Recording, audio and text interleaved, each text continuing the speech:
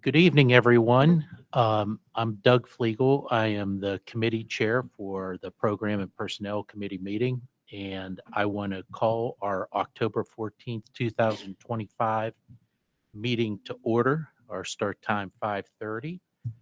So with the call to order, we join me in the Pledge of Allegiance. I pledge allegiance to the flag of the United States of America and to the republic for which it stands, one nation, under God, indivisible, with liberty and justice for all. Thank you. This evening, the review of the agenda, we're going to have an invitation for public comment with a 3-minute time limit. That will be followed by discussion items. The first item will be Title IX audit and update on our action plan. We will also get an update on the District 128 Equity and Inclusion Plan. We will discuss employment of employees. The next item is educational tour requests. And then we will review future agenda items. So with that, let's go back to the invitation for public comment. And I want to remind everyone that we will accept public comment related to current agenda topics. And I do ask respectfully that you abide by the limit of 3 minutes. We have 2 individuals who have signed in for public comment. The first is Socrates Vila. If you give me a minute to get my stopwatch here. Are you ready, Mr. Vila? Almost. So I know at Vernon Hills you have the big clock. Right. So you don't have that here, right? No, but as a courtesy, I will let you know when the 3-minute mark is hit. Okay? Okay. Okay, go ahead, Mr. Vila. Thank you all, right? What you do, it doesn't go unnoticed. I know we're all community members and we're neighbors.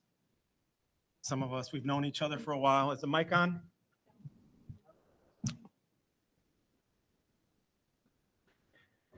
Let's stop and we will grant you start over of. Check 1, 2. Do I have to get closer? Okay. Okay. That was my fault. Okay, we'll start all over. Okay. You ready, Mr. Vila? Let's can go. begin. And so I appreciate that you take the time to listen to what we have to say. I think some of the things I like to share with you is things that maybe you didn't think about, right? You have your blinders just like I have my blinders, and just kind of throwing it out there, and hopefully we can meet halfway in agreements and disagreements. One thing, the last time I was up here was in August, and there's been a couple meetings after that, and this comment more for the public.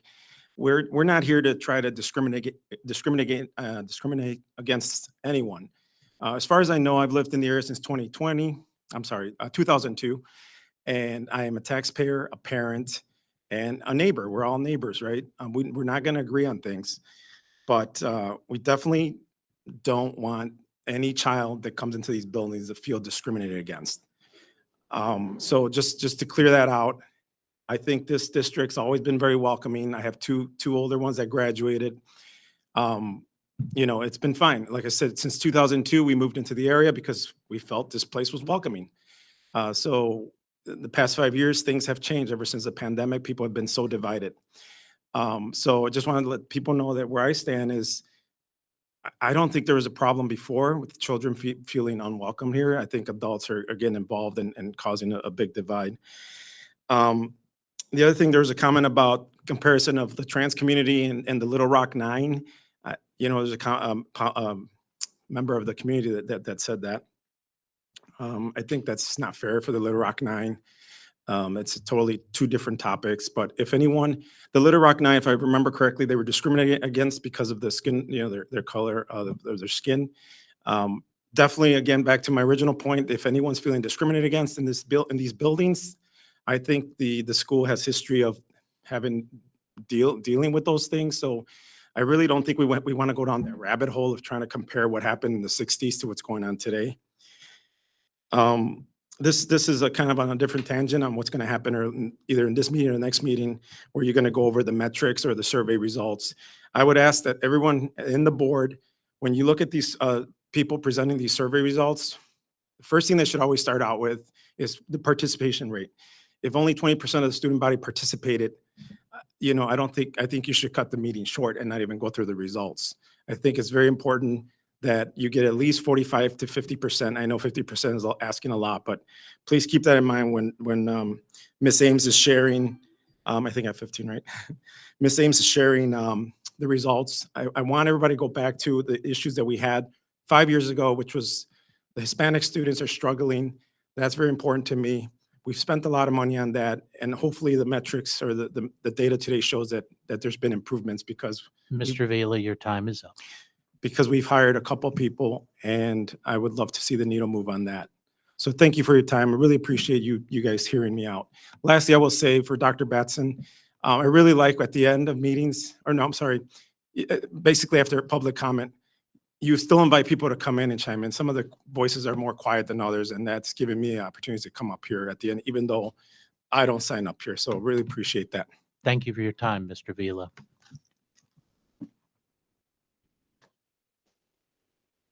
The next person to sign in is Jake Schulman. Mr. Schulman, you'll have 3 minutes. Is there like a timer or anything or no? If I- not, that's okay. I will use my timer. If you want me to raise my hand at the 2-minute mark, I'll certainly do that as a courtesy. That's fine. So my name is Jake Wait. Schulman. If you'll 1 minute, please. Cool. Okay. Are you ready, Mr. Schulman? Begin, please. My name is Jake Schulman. Hope everyone's doing well. There was just a coach fired at Deerfield High School for, quote, inappropriately touching a juvenile student, according to the Lake and McHenry County scanner. Riaz Hubidai of Vernon Hills has been charged by police with aggravated battery in a public space for touching a student in the thighs, buttocks, and genitalia. So why is this relevant? Well, he used to work here in this district as a coach when I was a student. The only okay part in the story is that he's no longer here. Lucky for D128, he switched to Deerfield so that he can carry out his touching of students there instead of here. Or maybe this district knew something was up and they told him to leave. But who knows? That's hypothetical and speculative. So let's keep things real, logical, and historic. Because again, there was another coach when I was a student at Vernon Hills High School who went to prison for statutory rape for having sex with underage students. Yet despite the rapes, the school continues to maximize the chances of a sexual assault in their locker rooms through the policy of, quote, gender identity inclusion, forcing healthy students to refer to those who dissociate from biological reality to do the same by making them think that whatever someone identifies as, which can literally be anything, is valid. These kids do not need to go crazy just because the adults have, just because one person has. And they see through it. Here now today, the kids are far more sane and far more mature than the adults. Protect the students, stop hiring freaks, stop making the children go insane on behalf of the hallucinatory and deranged who don't know what they are in terms of biological sex. A diagnosis for gender dysphoria is included within the DSM-5 published by the American Psychiatric Association. So it's like, what are you going to do? Continue exploiting the empathy and good manners of these young ladies and gentlemen, the students of VHHS and LHS, by making them psychologically dissociate from reality, which is the definition of insanity, or solve this simple problem, which is a huge stain on your lives and this district's history. It's time for the community, the parents, and the teachers who hate this board, and that's a fact based on their no confidence vote in it last year, and our communities to rise up to dismantle these delusions and reclaim our schools as places for truth, safety, and protection for all children before another innocent life is shattered by the madness we've allowed to grow and fester. Nothing but safety and quality education actually matters. Everything else is covert ideology. Get these obsessive organizations that have nothing to do with the school, but rather rationalizing identity crisis and sexuality and eroticism out. They serve no purpose but to advance their own agenda through indoctrination, which is opposite to education. Indoctrination shackles the mind's ability to learn and shrouds truth in shadows, bringing sanity into the abyss of delusion and total insanity.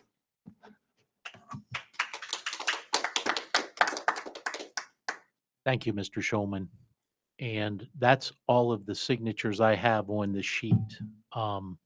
Is there anyone else who, I kind of want to get mine over with. I get nervous Um, public speaking. Is it open now to other people? 1 minute, I just want to make sure we're fair and consistent through everything. Does the proceeding allow for someone to speak? Okay, Okay, we thanks. will My give you, daughter speak next and have her 3 minutes as well.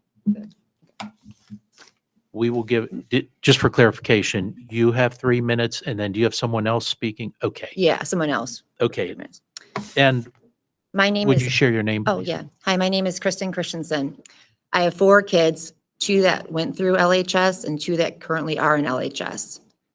There is absolute truth that cannot be changed. For example, I could say I'm a 25-year-old Hispanic male, but as you can see, I'm an old white female. I could tan, cut my hair, and dress to look like a male. I could remove my breasts and buy a penis. But when I die, my autopsy would read female, due to the absolute truth that I am a female. Crazy I even have to explain this. Simple fact tonight. As I tell my kids, you cannot be anything you want to be. That is the truth as well.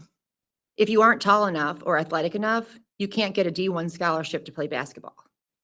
Just because you want to play D1 basketball. To tell children they can be whatever they want is completely ridiculous. If you are born a male, you cannot have a baby. This is a fact. No matter how you dress, every cell in your body is coded at birth. LHS policy states that a male can go into a female bathrooms, locker rooms, just if they feel like it, basically. Just because you feel a certain way doesn't make it the truth or mean you have the right to violate people who don't feel the same way. There is a transgender bathroom / locker room that was built for these individuals. They have a safe space. They should have a safe space, just like my daughter should have had a safe space. But unfortunately, last year, this school allowed a male who looked like a male, who identified as a female sometimes and as a male other times. Conveniently, he identified as a female when it was time to change, and he had the opportunity to view other girls changing in the locker room, including my daughter. Just like they have their safe space, their transgender bathroom changing area, my daughter's safe space should have been the female locker room.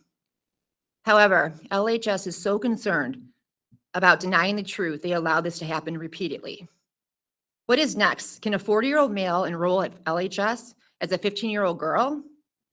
I mean, if he feels like one. If this same 40-year-old started to date another child who is 15, is he no longer a pedophile because he identifies as a 15-year-old? Is there no truth that exists? Then this example is very real and very scary. Your policy is perverted and taking away my daughter's rights to a safe space.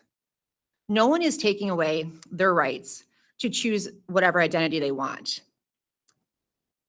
But the truth will always exist, no matter how you distort it.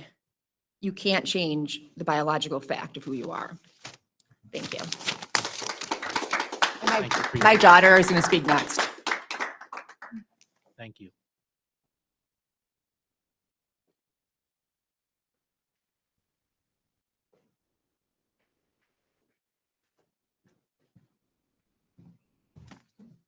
Before you begin, will you be kind enough to identify yourself, and then I'll have you begin. You'll be granted 3 minutes, okay?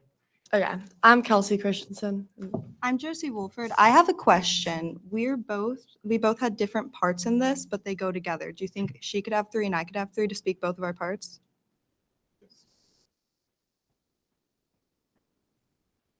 As a courtesy, we will extend for you to have 3 minutes and you to have 3 minutes, but then we'll do our best to stay consistent and fair for everyone. Okay, thank Okay? you. 1 minute, please.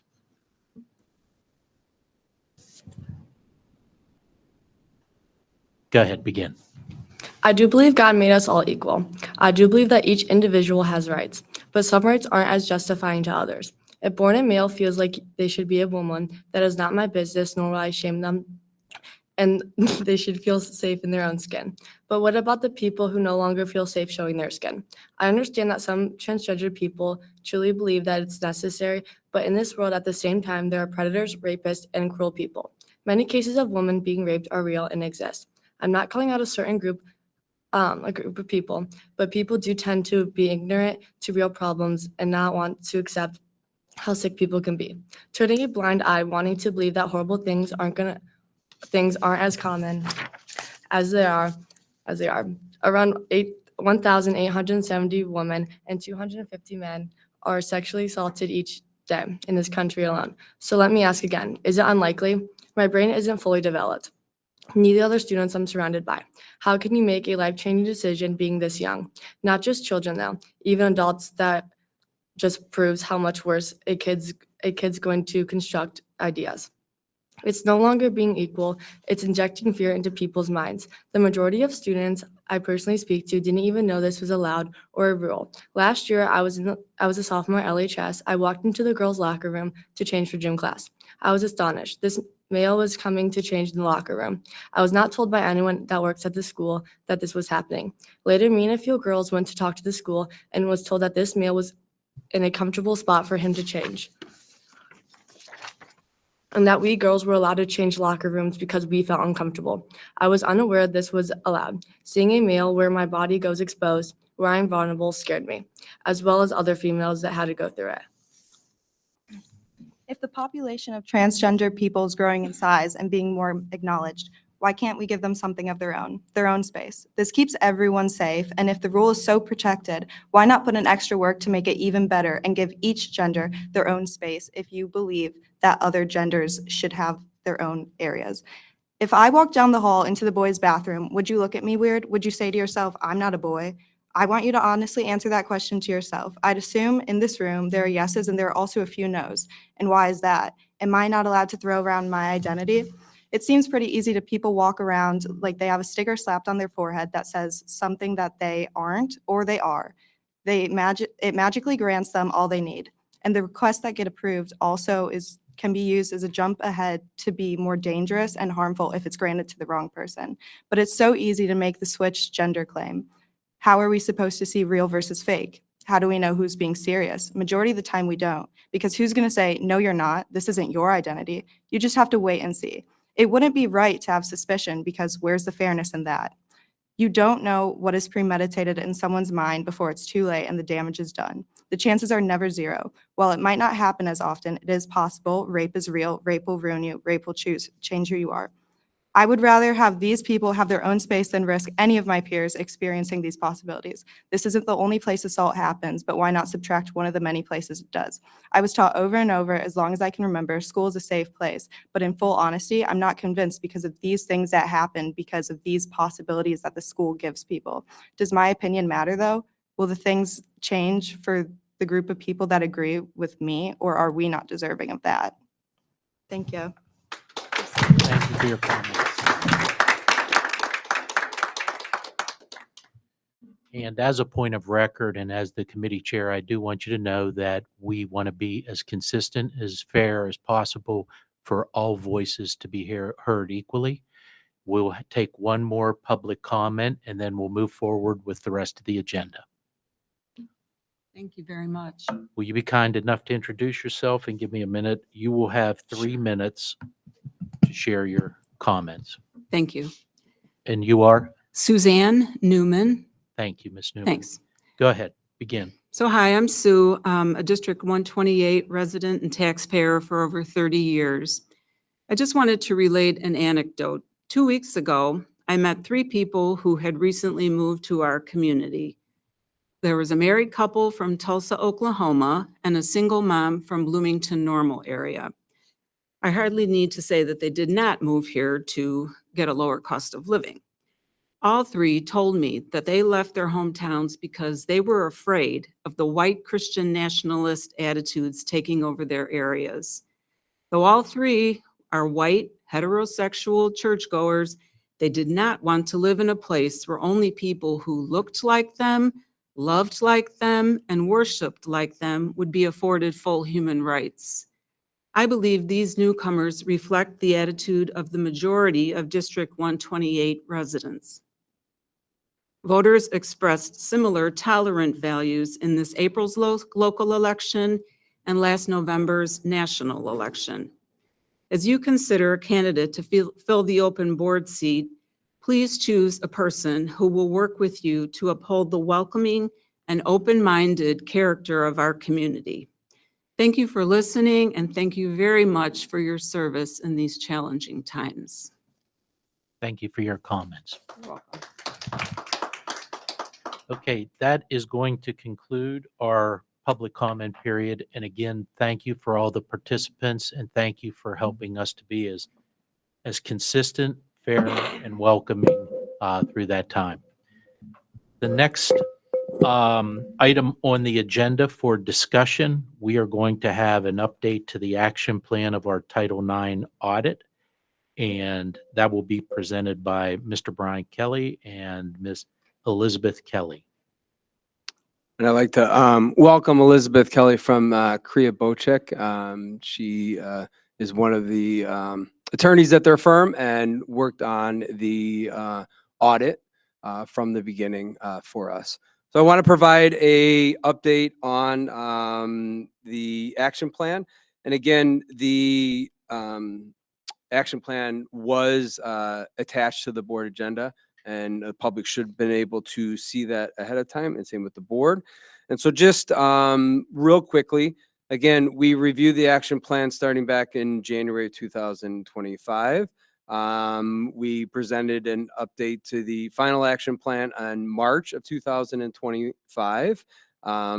Then we presented an update to this board. So there is a little bit of change of a board during that time, but to this board on June 9th of 2025. And now we're presenting another update to our action plan to you this evening.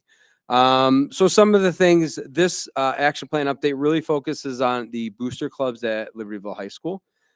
Currently at Libertyville High School, there are 8 separate parent booster organizations.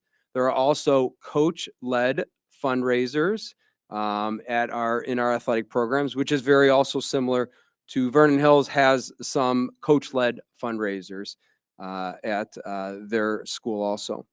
So during the last kind of the update, what we did over the summer is we collected bylaws from the parent booster clubs and financials from their booster clubs. In our audit of this information, there is some missing information, complete information from the bylaws. And so one of the things that we want to look ahead, and that was something that's presented in our action plan, is that we want our parent booster clubs at Libertyville High School to make sure that they have updated bylaws and submit standardized financial reports. So part of our oversight of these organizations is that much like what we do with our coach-led fundraisers, if I am a head coach here at Libertyville High School and I want to do a fundraiser, I submit our fundraising activity to, in this case would be our athletic director. That's reviewed and processed and approved. So moving forward, we need to have a little bit more oversight over our parent booster clubs, in particular into some of the fundraising and the spending. So if a parent booster club right now is doing fundraising, they will have to submit the fundraising activities for approval, much like a coach would, through that process. That would get approved, and then they can go ahead with their fundraising. And that also the organizations would meet yearly with our principal, our athletic director, and kind of review the processes of the fundraising, making sure their bylaws are up to date and following some of the oversight on spending. So that's what we want to give an update on our action plan. And I know this time I'm going to turn it over to Elizabeth. Yeah, so I've worked with Bryant, I guess, for over a year now on the Title IX audits things. Most recently, it was reviewing the bylaws that were submitted and the financials from the different booster clubs at LHS. Overall, I would just use the word fairly unremarkable, and I mean that as a compliment, and there was nothing that stood out to be a big concern. I'll echo Brian's comments that maybe some of the bylaws were outdated or could have been a little better. Some of the financials maybe could have been kept in a way that was easier to follow, but by no means is that a violation or an issue. So I think as a starting point, as far as wanting to have some more oversight over how the booster clubs are operating, that's probably a good option. It also is more consistent with your board policy 890, which talks about booster clubs and things that should be in their bylaws. And so it operates as a really good foundation for the oversight that we provided. I think also one thing we've talked a lot about is just like the financial piece and booster contributions. And, in preparation for today, I went back and looked through the audit. And then I also took a look at the regulations for Title IX again, just to feel sharp. And the one that keeps coming back to me is one that we focus on a lot when it comes to financials. And this, in summary, what it says is like basically nothing. It doesn't give us a lot of guidance on what it means to have equal spending or how money should be spent in athletics. And so we're forced to look at like our best options and hope for equality, mostly equity. I would say we're not looking for dollar spending. We're looking for, are the opportunities for kids substantially similar? Are the facilities that they're participating in, or the equipment that are being provided, the experience overall? And at times, booster clubs can impact that, right? But I would also say that there's elements of booster clubs that go beyond athletics. It's sometimes the booster funds are going towards things that make the experience better for fans or for parents who want to go cheer on their kids. And so I think we also have to be able to parse through some of that when we're looking at the finances. But overall, that's all just to say that I think Bryant, and I know he's worked with Mark, and they have a good plan for what oversight will look like from the district level. And that is having a better idea of what money booster clubs are spending and where it's being spent. And that allows you guys to be more accountable for making sure that the programs, not just, men's basketball versus girls basketball, boys soccer versus girls soccer, but generally boys sports versus girls sports, that holistically, and that the opportunities are substantially similar. A couple questions that I had to do with, is it better to have one booster club versus multiple? And I can say that there's not a better option versus a more preferred option. It's really just, is the oversight being provided adequate? And I think that you guys have a great plan moving forward for that. I can answer any questions you guys have, but just to wrap up, I think the plan moving forward seems really sound, and you guys are in a good place. By the way, do you mind if I call you Elizabeth? Oh, no, please. Okay, thank you. Committee, are there any questions or matters for discussion? Okay, Go ahead, Wes. go ahead, Wes. Who's ultimately responsible for overseeing all of this and for the oversight? Yeah, absolutely. So I guess like legally speaking, the school district overall should have an idea of how much money booster clubs are pumping into programs, just for sake of ensuring that, like, not behind your backs, if you will, or without you guys knowing that certain funds are being spent. You're not required to know how much they spend on everything or to independently audit their finances, but for purposes of making sure, like, your own comfort level as a district, that you're complying with Title IX, having some district understanding of what funds are being spent on. I mean, I know some examples that were given is like they're providing equipment for a team. So, to use a hypothetical, if a booster club for a basketball team was providing some type of equipment that allowed students to shoot a basketball and then it passes it back to you, it's like a shot return. You would probably want to know as a district that money is being spent and what it's going towards. But by no means are you required to independently audit every penny that's being spent by the booster clubs. It's just more for understanding where it's going and contributing to your programs. Okay. And another quick question. So we're one district with 2 high schools. Sure. What is our responsibility to make sure that we're looking at both schools? Because ultimately our students are D128 students first Sure. and foremost. No, absolutely. I mean, it is, if someone were to look at District 128 overall, they would look at every student, whether they're at Vernon Hills or at Libertyville. But you should also, so I guess to answer your question, it's both. You should look at each individual school as an entity, because that's where the services are being provided to the students and how they can relate to one-to-one. But holistically, it's important to be mindful that the experiences at Vernon Hills are, for females versus males, are similar to those for Libertyville. I would just say that probably financially, it's going to look more at a school level than at a district level. But it also probably depends on if a complaint is filed, what they're alleging the violation is. If they think that female sports at Vernon Hills are not being adequately funded as compared to male sports at Libertyville, I would say that I don't know that that's an easy comparison, but OCR might take a look at that, but I think they would look at it more of a school level than a district-wide level. Okay, thank you. Yeah, absolutely. Roll. Yeah. So these booster clubs, I understand many of them, especially the parent-run one, they're basically independently run as of now, right? And our oversight is relatively limited at this point on those booster clubs. And the one in Hillside has their own booster clubs. The Libertyville has their own booster clubs. They are raising their own funds that they deem appropriate. So my question is, obviously, both the schools have similar types of sports activities. Let's just go with volleyball or basketball or something. And there would be a desire to ensure that both the schools branches have same access to equipment and facilities at its face value. So how do we ensure in this plan that we make that happen? If we don't have, we should think about it. And my bigger question is, you mentioned, Elizabeth, that maybe there should be one booster club versus multiple and there's no right way.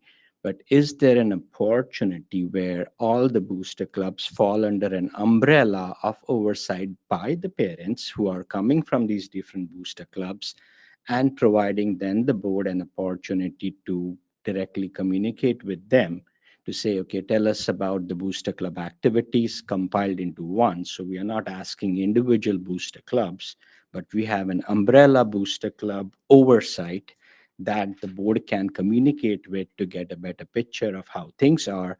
And that will also provide an opportunity, I think, for those booster clubs to come together and see what is going on with each of them and provide a better mechanism of how funds are used, how funds are distributed, and so on.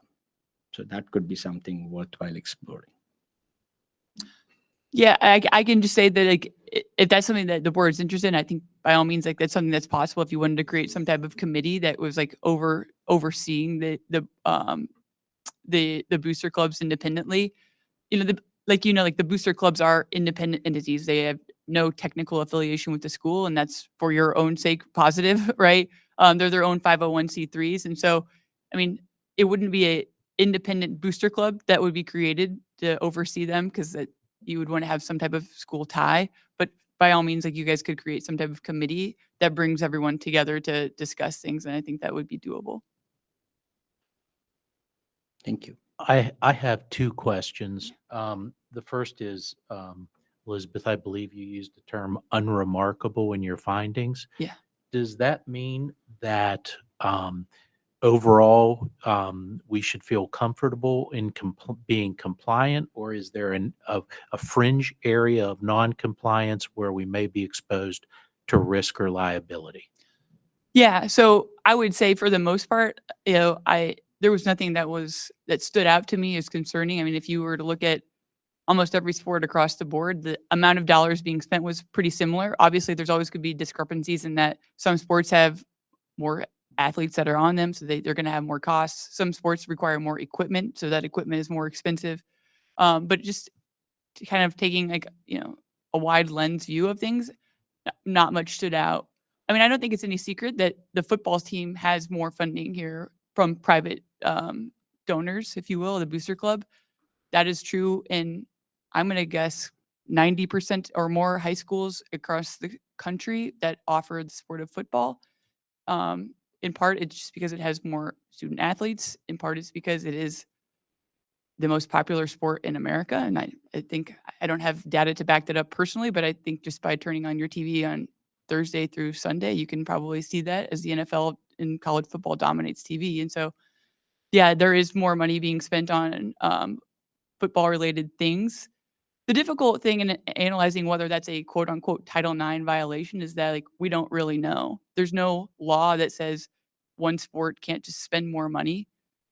We just know that we have some guidance that says schools need to be mindful that the money that's being spent on certain sports doesn't then elevate that experience or their equipment or things, so it's far superior than others. The other thing that I think is difficult, especially when we talk about football, is that the difference in funding has to be based on sex. And I don't know that people can articulate that the fact that more people are donating money or contributing private funds to things related to the football program is because it's a male sport. I think part of it has to do with popularity. So I don't want to sit here and tell you that I think that you have no violations at all because I don't have a magic crystal ball.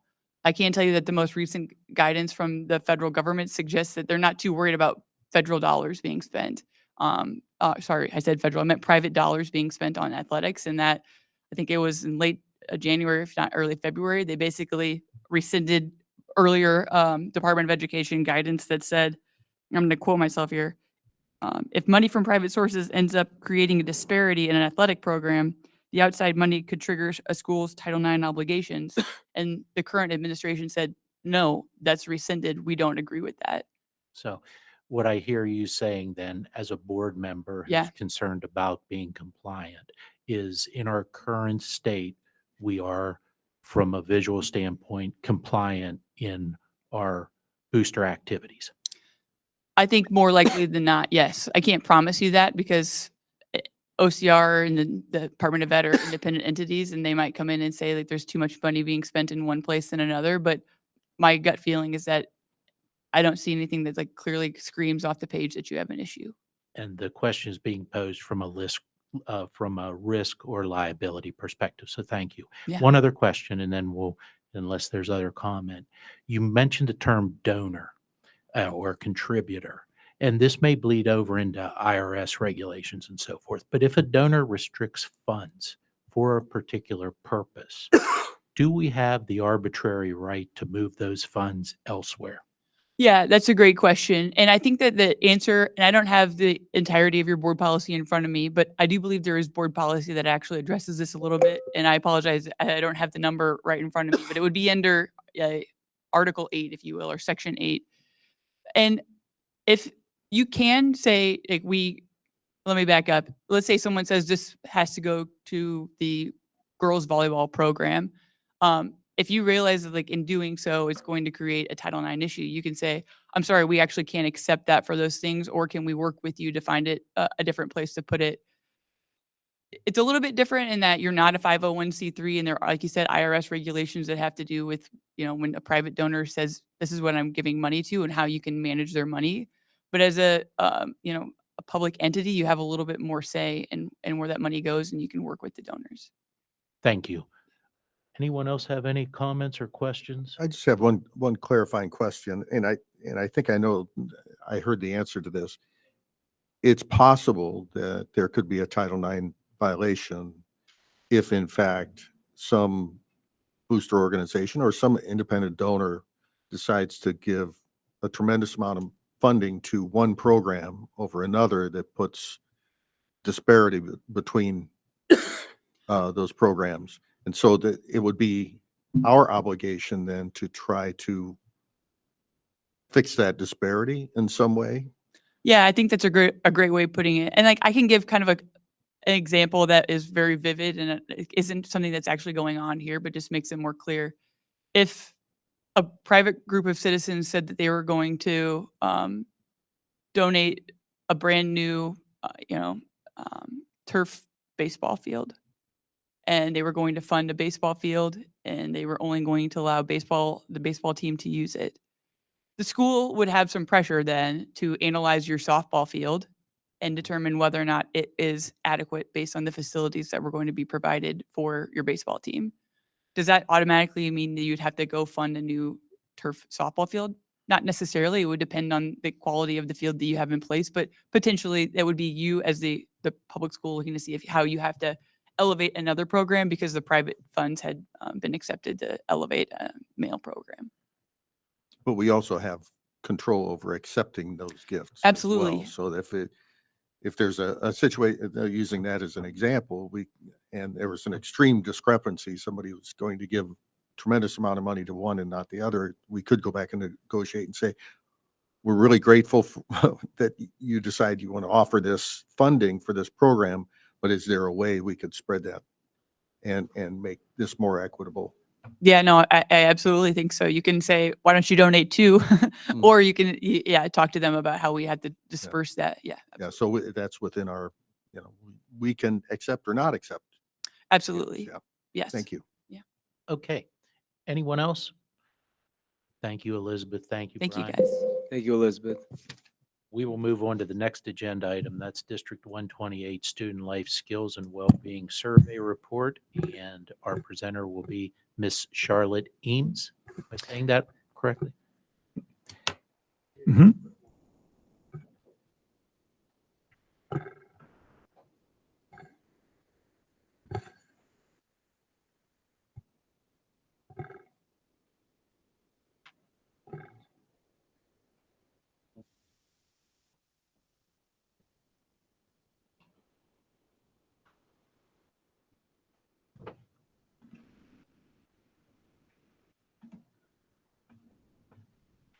No, he's logging her slides in.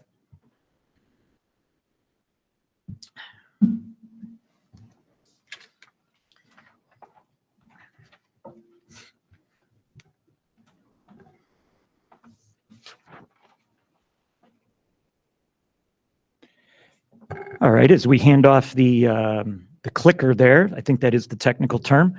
Just want to introduce Ms. Charlotte Eames. She's our Director of Data and Assessment for District 128. Board, as you are aware, part of our daring mission is to not just educate our students for grades and test scores, but to also make sure that our students are healthy and happy and high performing in all aspects of their life. So student health and well-being and resilience are built in and very important parts of our daring mission and our strategic plan.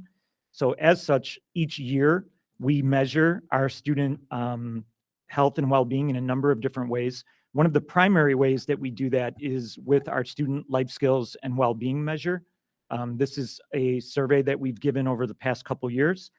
Charlotte and the data team for District 128 helped coordinate this, and she is here tonight to share the most recent updates with us. So Charlotte. Yes, thank you. Good evening. Thank you for having me. I want to first address the name of the survey because if you've seen this presentation before, we used to call this SEL survey.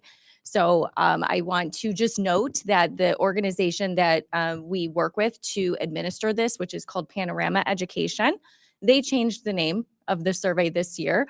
This is a survey we have been consistently giving each fall for the past 4 years. And so it's basically the same survey with a new name. That said, there were a few changes to the survey this year, which we'll talk about on the next slide. The board packet contained a full report, so I'm not going to go into as much detail on everything, but to hit some of the highlights with the presentation. So we gave the survey on August 21st. That was the 9th day of school. And we like to give this early because we use it partially as a screening measure to find any students who need support. So we give it as early as we can. This year we had an 89% response rate between the two schools. So a really, really good response rate.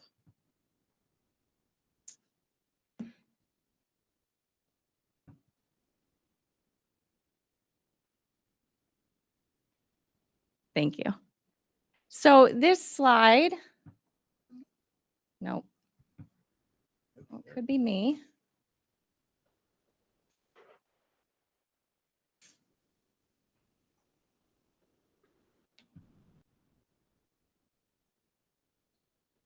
Okay, that's what I'm doing. Okay. Okay, I'm gonna hold it right here. That seems to work. Thank you. So this year there were a couple of changes made to the survey, and every year it's part of our practice to look at the survey and understand, is this measuring what we want it to measure? So there were some things that changed. This slide goes over that very briefly.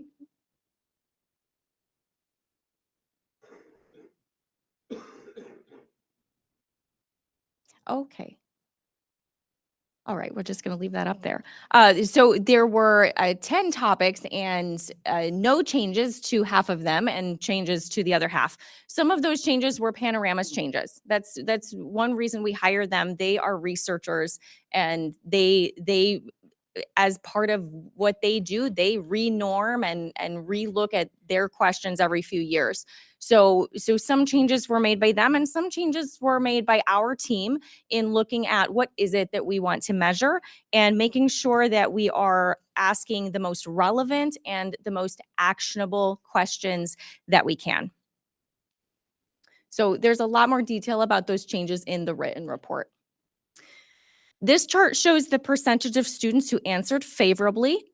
So you're seeing three colors per bar. The green represents what Panorama designates as favorable responses. The yellow are approaching favorable. So generally that's going to be like on a 5-choice Likert scale question that's going to generally be the middle response. And then the pink is the not favorable responses. So you can see that there for the 10 topics that were given on this survey. We are keeping our eye on growth mindset. Growth mindset kind of sticks out on this slide. It's the third bar over. One thing that happened with this topic this year is Panorama changed the questions quite a bit. And from the conversations we've had with teachers and students, we don't believe our students interpreted those questions the same way they have interpreted past versions of the questions. So certainly, and again, the report goes much deeper into this with examples, but certainly we want to keep our eye on growth mindset. It's certainly something we want to make sure we are instilling in our students. And so we are aware of that topic being as low as it is, but we also we aren't confident that that really reflects our students' perceptions of their own growth mindset as the questions changed so drastically. This chart shows the national percentile rankings of 8 of the survey topics. These were the 8 we were able to get this data for. Again, the growth mindset is sticking out. But this is based only on percent favorable. So if you're thinking about the previous slide, only what we saw in the green portions of the bars. The national percentile rankings help us to put the topics in and their percent favorability in context. So a great example here is emotion regulation. It had a percent favorable of 68%. That doesn't seem all that high, but when we look at it here, we see that that is in the 99th percentile for how those questions in that topic are answered by students who take this survey throughout the nation. So it gives us a little bit more context for what is expected in a certain topic. And then as we have now given this for 4 years, very consistently, we have our changeover time data for 4 years. So this is showing for the topics on this survey, as well as some topics that we have changed a little bit. So we mostly see some positive growth here. It's really exciting to have done this consistently for a number of years and be able to see how things have changed over time.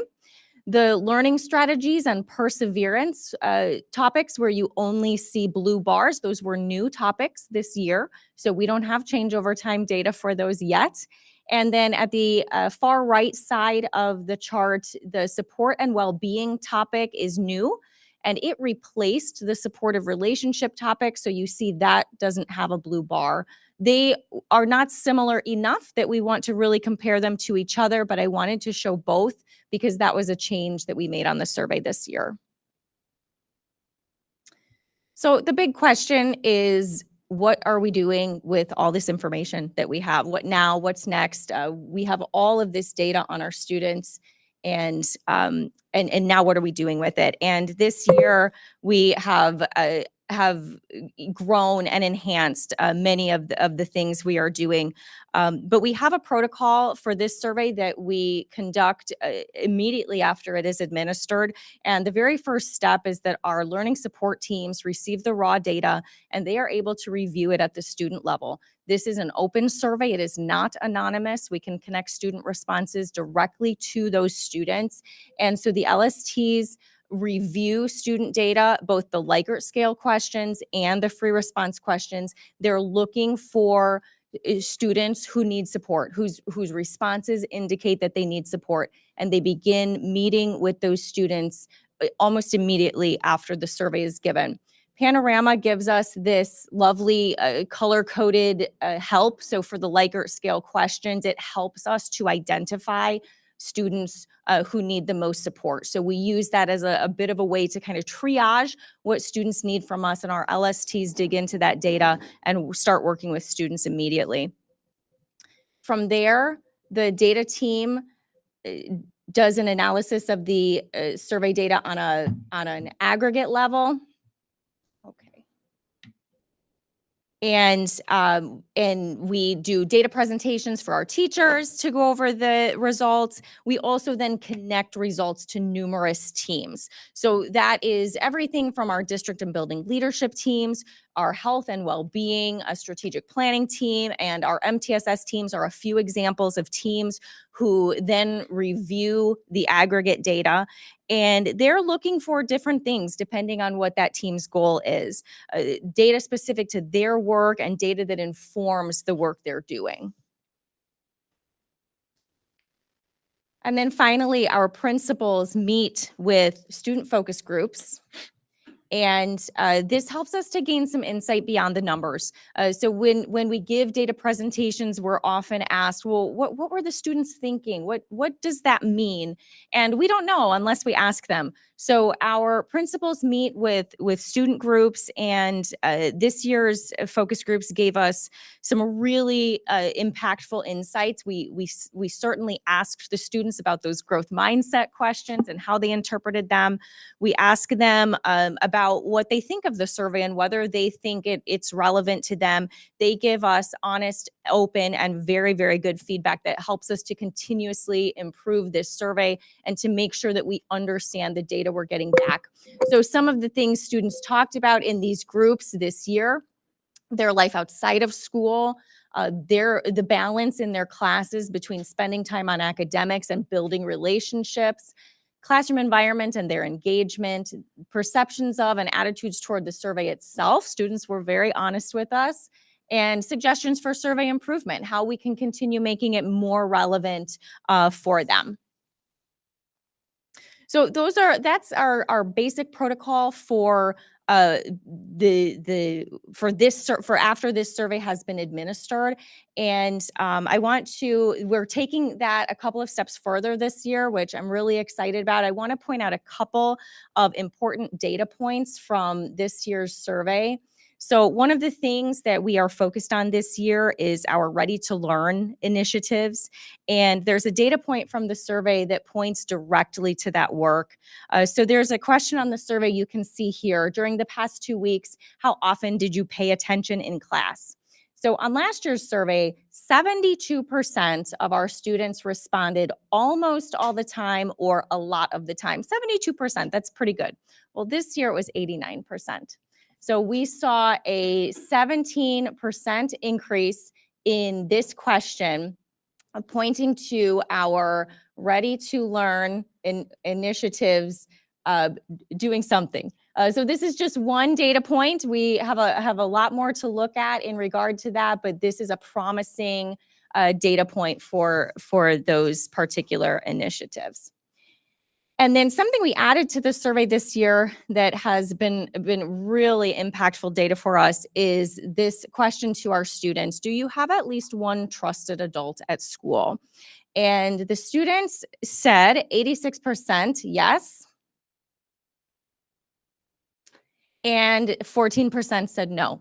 So really good, those 86%. What's going on with those no's?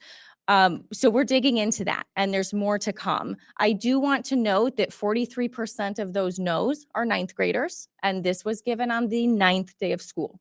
So our hope is they didn't have a trusted adult yet. So there will be more to come on this. We're discussing ways that we can continue monitoring this, and we're doing a lot with this data. I'm going to go into that a little bit more on the next slide. So some further analysis that is ongoing, and as we continue to improve our survey processes, and as each year we do this and know kind of what to look for and what we want to get from it, we're expanding how we can analyze this and how we can use it. So the trusted adult question has been one of the most insightful questions this year. And so a couple of things are happening with that data. First of all, students were asked after, do you have one? Who is it? If they said yes, who is it? Who's your trusted adult? Many of our students gave a categorical answer. All my teachers, my counselors, but some students named names. So those teachers, those counselors, those coaches, whoever those people were, they are being made aware that a particular student or students named them as a trusted adult, so that they can continue building that relationship and making that connection. And then on the other side of that, the no's. So we were able to analyze all of the students who said no to that question, and we have informed their coaches, their counselors, their teachers, any academic club sponsors that they have, in hopes that one of those people will be able to make that connection and be that trusted adult for those students.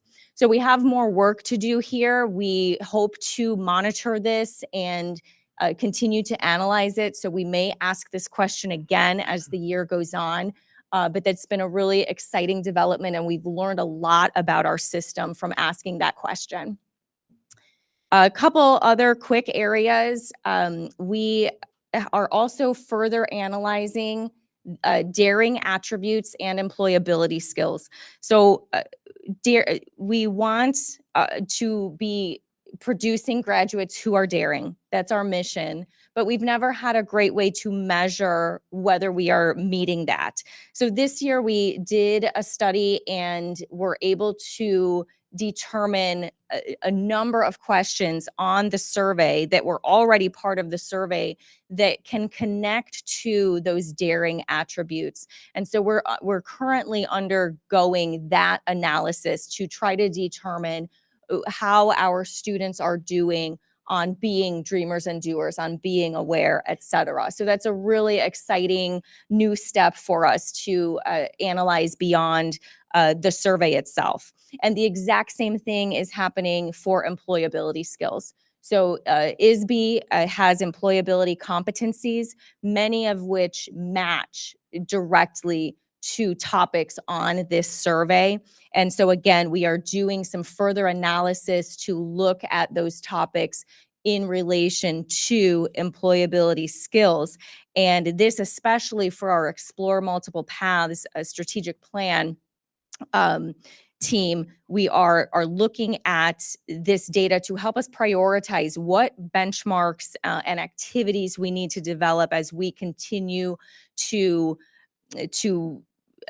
develop our daring journey and our career pathway development for our students in that Explore Multiple Paths band.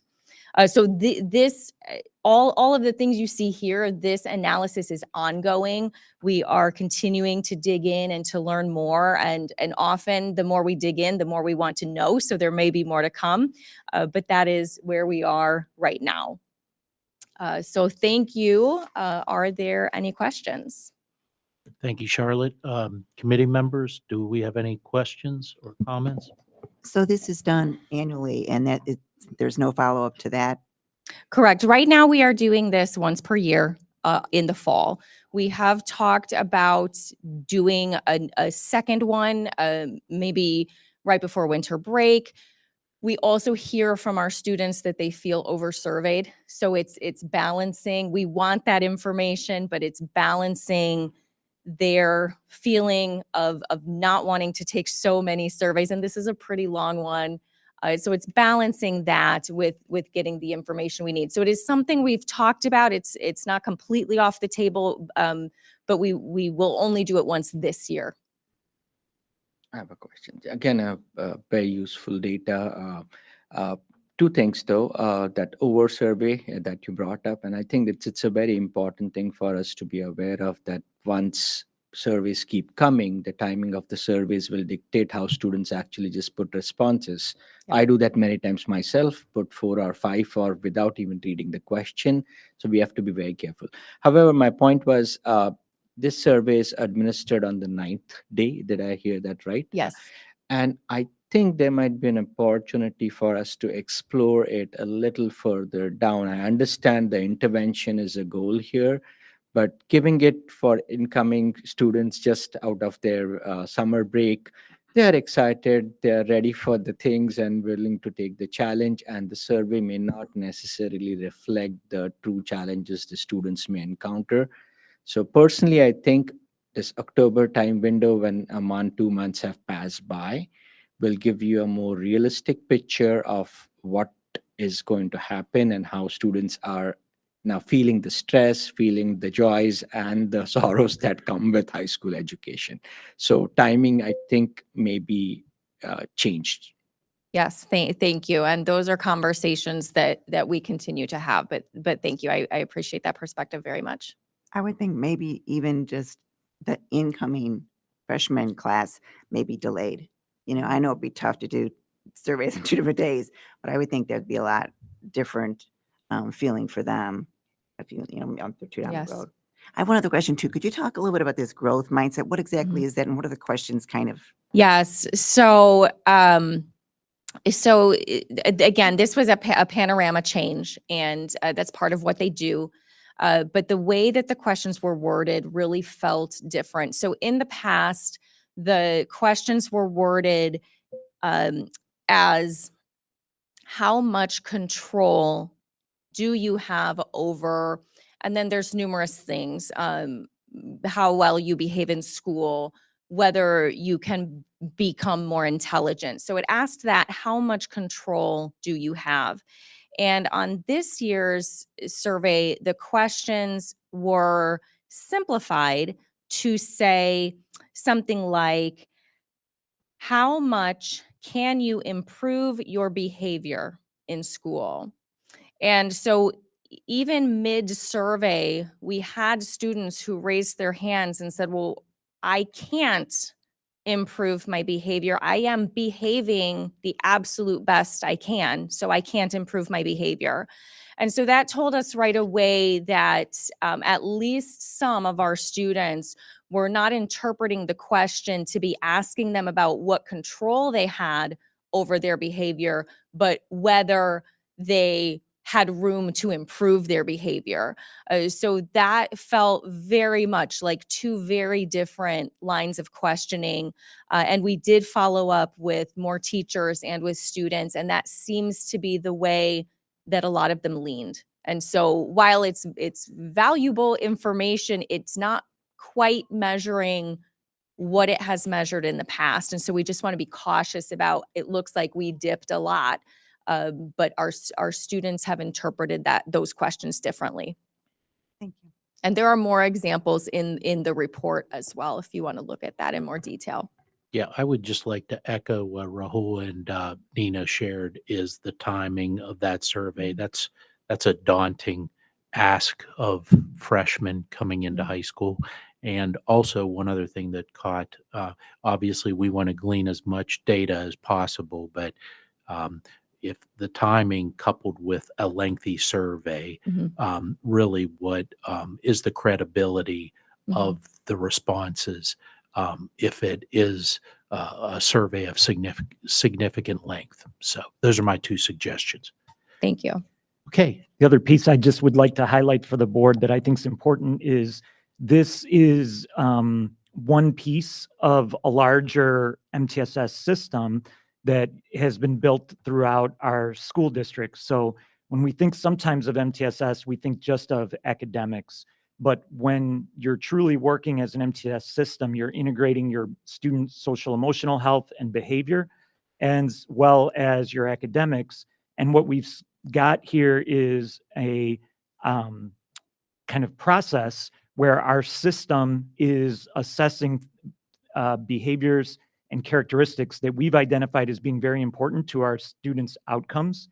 And we're seeing then each year we review this data, and we look and say, what does this mean for our students and how do we as a system need to respond to get better outcomes? And one of the things that I think is important for the board to recognize is when we look at change over time, these are the same groups of students. We're losing the seniors each year, but we're cycling in the freshmen. So unlike test data, where you're looking at a distinct group of juniors from one year to the next with test fluctuations that may go up and down because they're different groups of kids, these are largely the same students. So when we see getting healthier and getting more positive in terms of outcomes, we can also see that the students that we're working with are responding to the initiatives and the efforts that our staff is making in better and more positive ways. Thank you. I just have a quick comment. I do want to say on a positive note, the trusted adult data is trending in the right direction because it looks like the longer that our students are in the building, the more connection they've made with a trusted adult, which I like. Have you been able, like with the 12th graders, there's only 49 students, so it's a smaller set. Have you looked at those numbers? You know, is there like a mobility issue, or are they maybe students who have moved in the district? Because obviously we'd like to get that number as close to 0 as possible. So have you looked at that yet? That is ongoing. Okay. Yes, we're doing a lot of analysis with this. So the first step was trying to reach out to adults who those students are connected to. That was the first step. And yes, we have talked about further analysis. Transfer students, that's a big question that we have. And what else might we see as a trend when we dig into who those students are? So yes, that is ongoing. Thank you. Okay. Anyone else? Thank you, Charlotte. Thank you, Tom. Thank you. We will move on to the next item on the agenda, and that is an update on the District 128 equity and inclusion policy. Mr. Larry Varn. And I think Charlotte's going to stay as well for this one because of some of the data that we have. So we're going to switch over our slides. Should have brought our elevator music.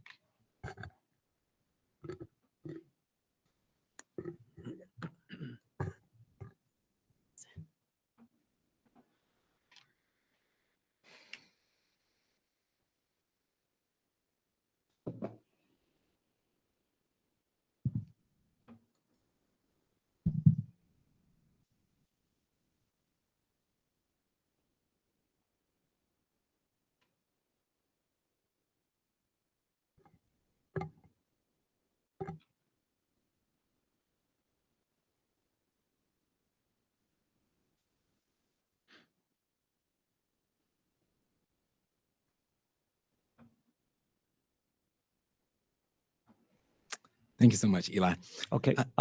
So when we talk about equity and inclusion in District 128, it's important for the board to understand what that work looks like in our district, because that is a topic of discussion around the country.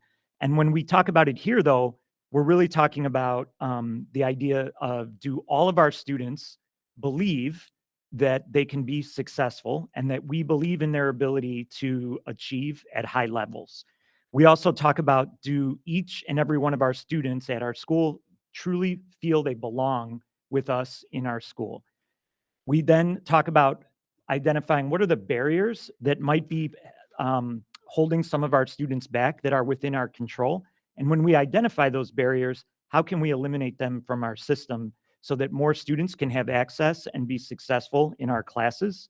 And then finally, we talk about building our school and our school culture around student voice and experience. So while those, topics of equity and inclusion are being discussed nationwide, in District 128, it's about belief, belonging, removing and breaking down barriers, and building around student voice. And this is not just words for us, this is actions. And so our board, historically, through the policies that we have, asks us each year to measure the efforts that we're making as a staff to live that work and to ensure that all students believe, belong, and that barriers are removed. So we do that in a number of ways, and we measure different demographics throughout the year. We measure things like gender. We measure things like students with IEPs, students who are EL and speak a different language. And tonight, and also, of course, income levels of students. And we look and disaggregate performance similar to the way you talked about with the survey. You have a piece of data, you say 49 senior students are not connected to an adult or reporting they're not connected to adult. Who are those students? What are their characteristics? What do we know about them? Tonight, what Larry and Charlotte are going to report out on is our equity and inclusion policy update, where we as a district take a moment to look at how just some of our students' racial demographics impact different outcomes across our system. And this is something that our policy asks us to update the board annually about.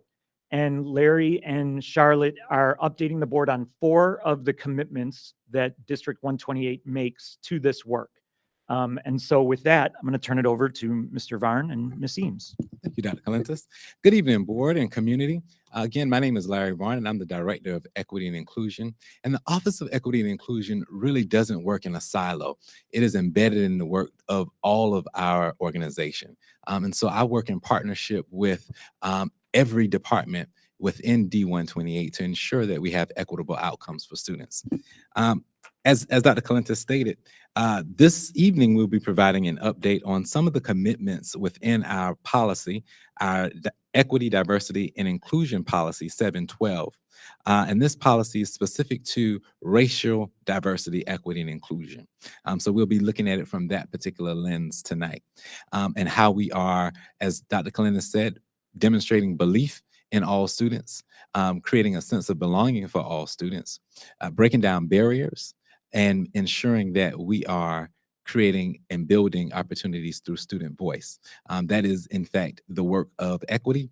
And what I'm going to present to you today is not a reflection of necessarily any work that I have done as the director, but it is the outcomes of our faculty and staff working together to ensure that all students have opportunities towards success, of our HR department ensuring that we are prioritizing diversity in our hiring and recruiting and retention practices, and our data and assessment team for ensuring that we have metrics that we can use.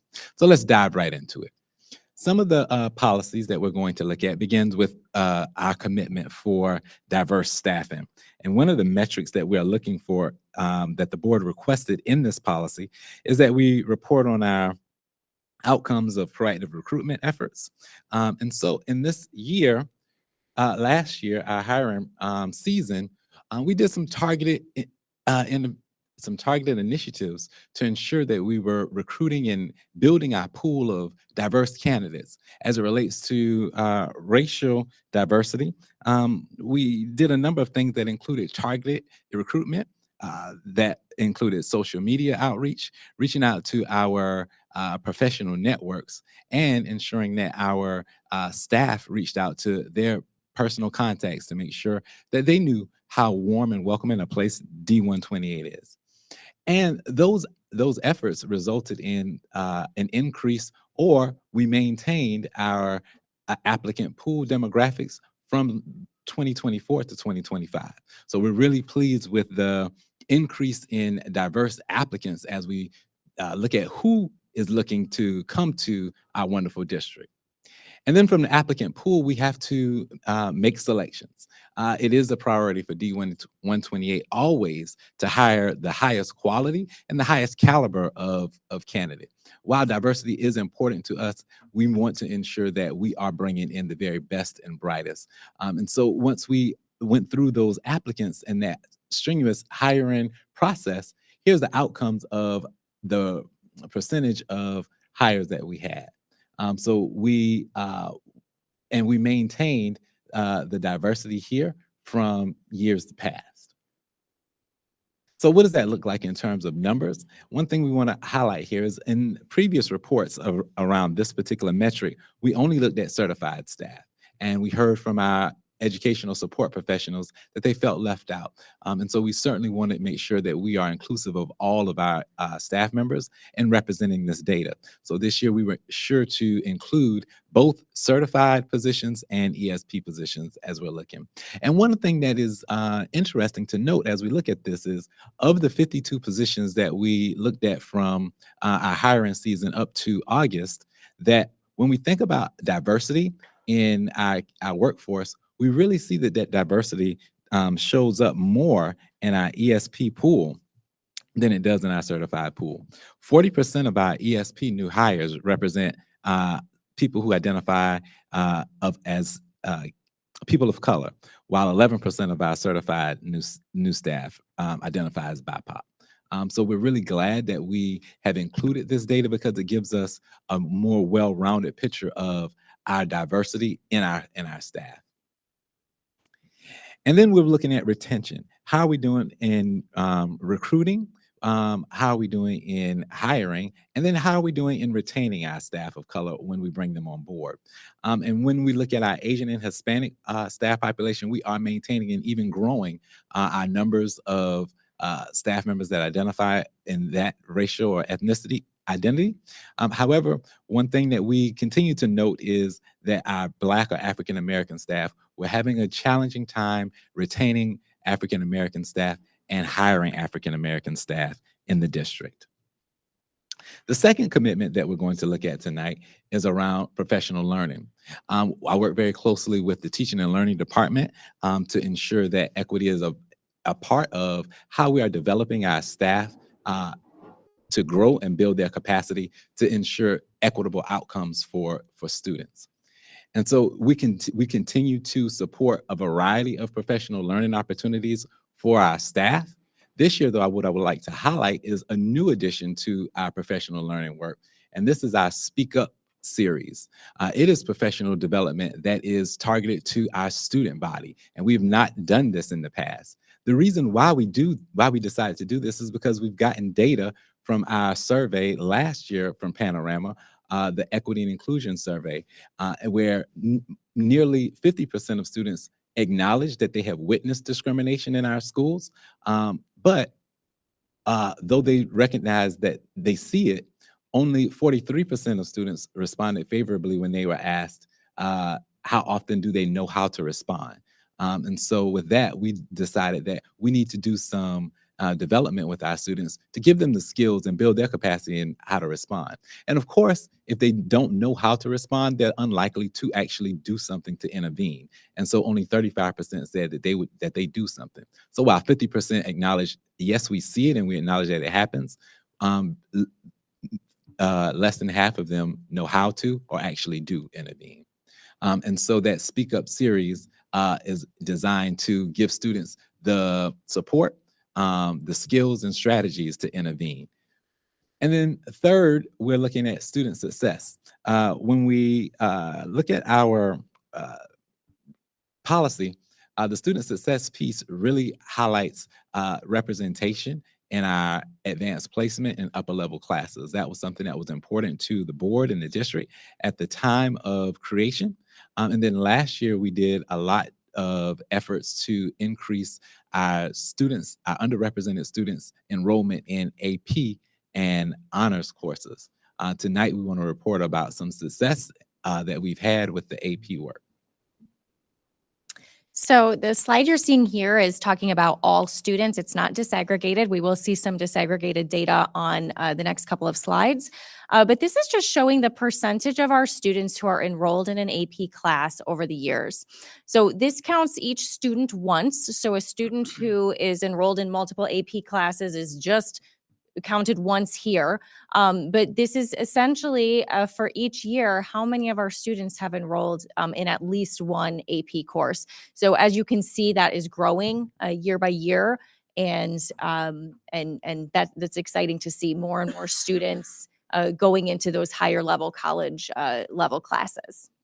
And so with that growth in AP enrollment, we want to look at it by our underrepresented students, our Hispanic or Latino students, and our African American students. And what the goal of the district has been was to have proportional representation, meaning that the representation in our AP courses should be proportional to the overall enrollment of that particular demographic. So if we look at this chart beginning at the on the left-hand side, in 2022, you'll see that overall enrollment, we had just under about 14% of our overall population identifying as Hispanic or Latino and Black or African American. But then 11.8 of that were Hispanic, while 2% of that were Black or African American. And then the bar next to that is the AP enrollment. What we want to see is those bars equalized. So the same percentage of students who represent our overall population should also be represented in the AP course. So you'll see how that progresses from 2022 up to 2025. And while that demographic is growing, we see that there's also been some growth in enrollment specifically for our Hispanic students. We do see that in 2025, we are at about 9% of our Hispanic students. 9% of our AP enrollment is represented by Hispanic students, and so that's growth there. And we've also saw some increase in our African American student enrollment in an AP course. This slide shows our AP exam passing data. There's a lot of different ways to show AP pass rates. So again, this slide is showing each student only once. So out of all the students who took AP exams, how many of them passed at least one? That's what this slide shows.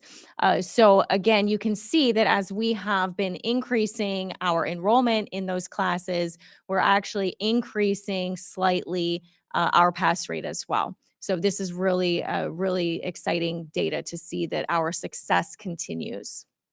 And with our efforts to increase underrepresented enrollment in the AP course, while we did see an increase in African American, Latino, and low-income students enrolling in our AP class, it had no negative impact on our pass or success rates on the AP exam.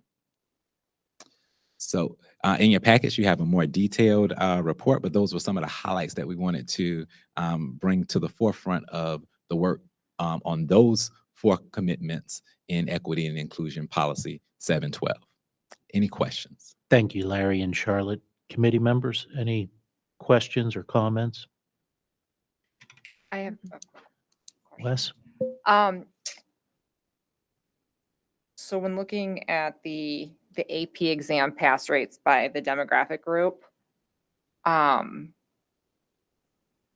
English learners and the students with IEPs, that's the lowest pass rate. And then with the third one being the students with the fee waivers, what supports have you been looking at to try to bring those numbers up to the district average? The students enrolled in the AP course, they have the same supports across the board. So that really has been around one of the things that we would consider to be equal across. They have the same access. When we look at the pass rate for EL students and students of color, while that pass rate may be lower, our work around enrollment in the AP and honors class was really about having them exposed to that level of rigor and the impact that it has on their future post-secondary endeavors. That students who are enrolled in the course, regardless of AP exam score, are more likely to sustain in their post-secondary college or college or university courses. So we do see that as well.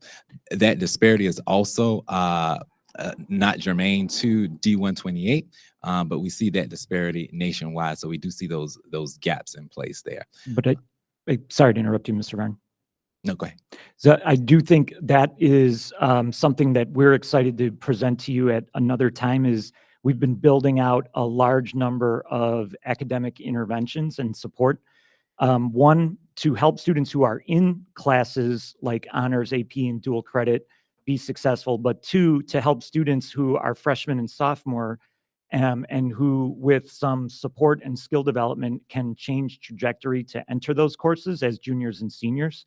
So a large number of our teaching and learning work has been on developing both classroom strategies for teachers and the out of classroom interventions to support student skill development, to try to change those rates and get them into more proportionality.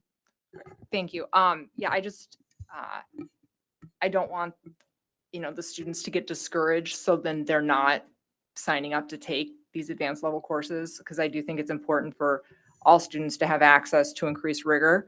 But I want to make sure that they're staying there so that they remain exposed. Exactly. Yes. And that is a big focus of ours. And when we start to report out later this fall on our school report card data and some of our standardized test data, part of what you'll hear from us are the work that we're doing for both of those. Kind of, as Larry said, the persistence of students staying in an upper level class and not having that melt, but then also the idea of encouraging students to develop their skills and to kind of stretch themselves to take an AP or honors course before they graduate. All right, thank you. I have maybe a question or a comment, if I may say. So one of the intents of these AP courses and trying to increase the enrollment of the students is not only to help them with college credit or whatever that comes with it, depends on where the students go, but is the intent also to expose them to courses that are rigorous? Is that, because I think that's one thing that I'm seeing missing in the conversation, that if that is a goal, which is a very noble goal to have, because me as an educator, when I see students and some of them may not be adequately prepared for college level education, but I think that also needs to be communicated and discussed within the administration to say that one of our goals could be to expose students to challenging courses, make them aware what's going to be in front of them in the years ahead, and help them obviously prepare. That's the end point, but that could be something in terms of messaging. Okay. Rahul, anything else? No, thank you so much. Any other committee members? Okay. Thank you, Larry, Charlotte, Tom. We will move on to the next item on our agenda, and that is employment of employees, the personnel report. And Brian, will you cover that for us, please? These are our employment items that we're bringing to you that then will be presented through the consent vote agenda at the board meeting on October 27th. Any committee members have anything they want to discuss in that agenda item? If not, we will move forward to the next item, and that is educational tour requests. And Tom, will you walk us through these requests, please? We have some educational tours. These are all fairly straightforward. You have Snowcats to Wisconsin for their annual overnight ski trip. You have LHS stage players to Bloomington, Illinois for the Theater Fest, the annual kind of state convention for student thespians. You have baseball, Vernon Hills baseball to Murfreesboro, Tennessee, so that they can get some games in while the weather is a little warmer down there over spring break. And then Vernon Hills girls basketball to University of Wisconsin for a summer camp type clinic, and a Vernon Hills varsity softball trip over spring break to Gulf Shores. So the Vernon Hills baseball team will be in Tennessee. The Vernon Hills softball team, with your approval, will be in both kind of getting in some spring games, hopefully before because there's snow on the ground up here at that time. So any questions I can answer? Otherwise, just need Okay. your approval. Thank you, Tom. I don't hear any questions or requests for comments, so we will continue. The next item, future agenda items at the October 27th, 2025 board meeting. We will have the 2025 tax levy review. We will also include the school report cards and student support /MTSS. And also the IASB 2025 Resolutions Committee report. at the November 3rd, 2025 Program and Personnel Committee meeting. We will review 2026-27 course proposals, 2026-27 school calendar review, and 2027-28 proposal. There will also be an annual review of the District 128 Student Handbook and a report, the Village of Libertyville IGA. So with that, are there any other items the committee wishes to discuss at this time? If not, I'll call this meeting adjourned. Thank you. Does anyone need a break before we start? Just going to grab water. We're good? Okay. All right. Good evening. I'm going to call to order the Facilities and Finance Committee meeting of Community High School District 128. This evening, it's October the 14th, and we'll begin the meeting at 7 p.m. All right, I'm going to review the agenda before we begin. We will start our committee meeting this evening with the invitation for public comments. Moving on for items of discussion, we have the 2025 estimated levy. We have fiscal year 2025 budget performance, summer 2026 capital projects, disposal of district property, donation acknowledgements, and before we adjourn, we will go over the future agenda items. Now, back to the invitation for public comments. Is there anyone in the audience this evening who would like to give a public comment? All right.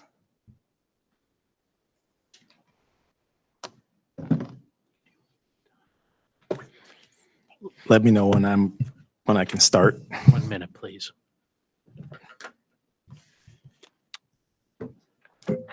Mr. Vila, you may begin. You have 3 minutes. Thank you. Okay. Thank you again for letting me speak. I wanted to build upon a little bit about what I had said in my previous public comment.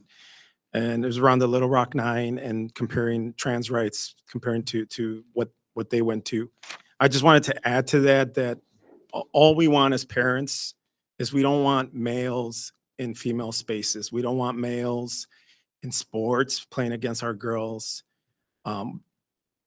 You know, it's a tough one, right? Because if you please me, then how do you avoid hurting someone else's feeling? But that's something that you have to figure out. I think as parents, that's our main concern. We don't want to hurt anyone. We don't want to bring pain to any children. I believe some of these children are already suffering from a lot. And I just want to be clear that, again, don't want to discriminate against anyone. Just don't want males in locker rooms, in bathrooms, and sports. Very happy to hear some of the comments the board members did here in the past hour and a half on surveys. I have brought this up in the past with Carmichael, coining the phrase survey fatigue. So really appreciate it, Wes. Thank you so much for pointing that out. No more surveys. Surveys have a cost behind it. To me, surveys is also kind of a security blanket for people to hide behind it. I would recommend that adults get into the classroom and meet the children. I have 2 kids that graduated from here. One, if I asked him who Dr. Varn was, he would not know who it is. So instead of doing surveys and paying money for surveys, get in the classroom, get out of the district building and go and meet with the kids. In the bar chart, as board members, I would look into, it was nice to see that including children of underserved populations did not affect the AP outcome as far as it being a detriment. But my curiosity is because you take AP doesn't mean you have to take the AP test. I'd like to know how many of those that took the AP were Hispanic. It's something that I think the questions that the board members had were great, but I feel that one would have been interesting to see how many actually signed up because they cost money. And I wonder if there is some kind of funds that could fund those exams for those children, would they participate more? Just throwing it out there, not sure, we didn't see that metric on the bar chart. So thank you for your time and have a good night. Thank you. Is there anyone else? All right, seeing as there are none, we will move on for our items for discussion, with the first one being the 2025 estimated levy. Mr. Stanley? All right. Get our screen going here.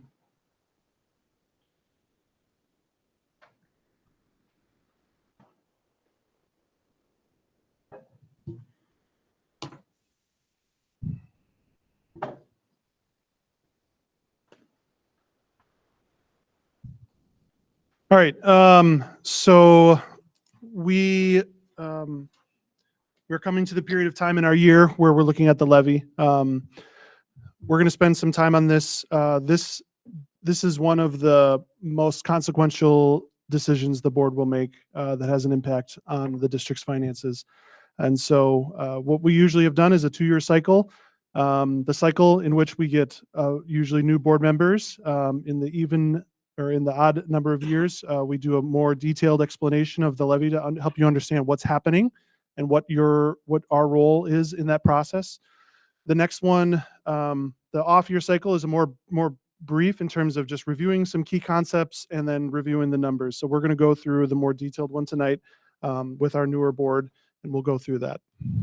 I'm going to go over 6 different areas. We're going to talk about funding sources briefly, how schools are funded. We'll look at the property tax cycle.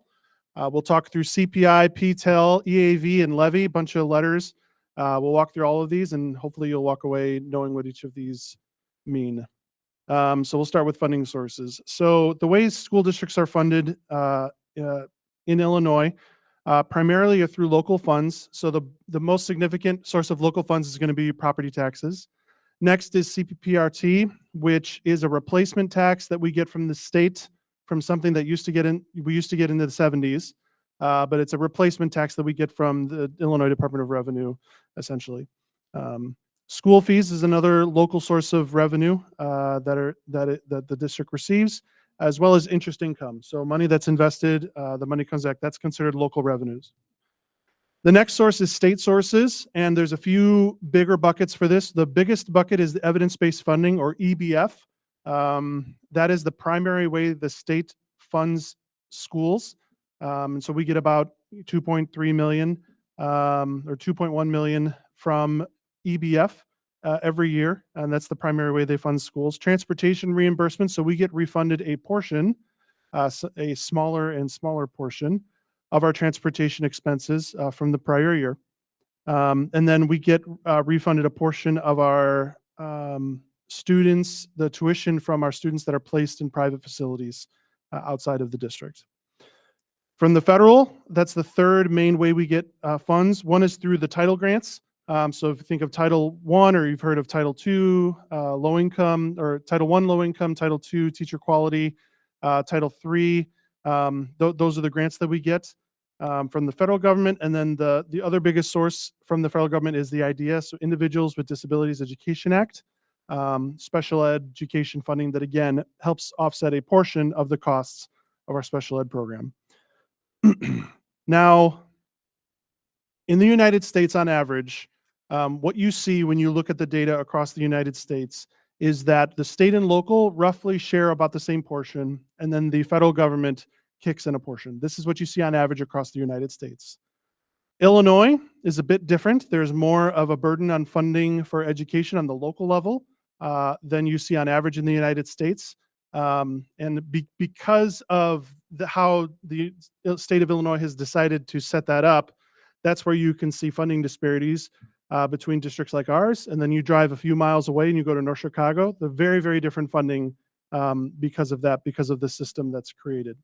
So you can see in Illinois, more is on the local community, and in District 128, we're even very different from Illinois. So the vast majority of our funding comes from our local community. A key figure to think about is 88 to 89% of our funding comes from property taxes. We're a district that is heavily reliant on property taxes, and the levy is all about property taxes. So that's a broad view of just where districts get funding from, okay? Now we're going to talk about the property tax cycle, which is the cycle that we're in right now. There's really 2 different processes that happen. There's the assessment process, and then there is the levy process. These are two independent processes that happen. The assessment process is trying to determine what is the tax base, what are the values, what are the taxable values in your district.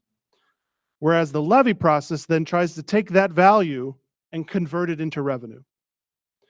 So again, the assessment process is what is the values, and then the levy process is how do we convert then that value into revenue. So to walk through the assessment process, the outcome we're looking for, the values is a figure called EAV, which stands for equalized assessed value.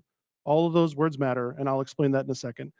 And the key here is on your taxable properties. Now, we say taxable because the reality is not every property in our district is taxable, right? You have government buildings, right? We have Libertyville High School. We don't pay taxes for Libertyville High School. You have places of worship, hospitals, TIF districts. Those are different levels of them are exempt to some level or another. So we're talking about the value of the taxable properties in the district. Now, you think of equalized assessed value. What they do is they assess at a third of the fair market value. So the general rule is that we want to assess at a third of the fair market value. So if the fair market value for a house is $300,000, the assessed value would be $100,000. All right, so you were taking the value, it's assessing at a third of the value. And so let's walk through this process. So the first step in the assessment process is the assessment. Then it goes to appeal, and then it gets equalized, and then the equalization factor gets applied.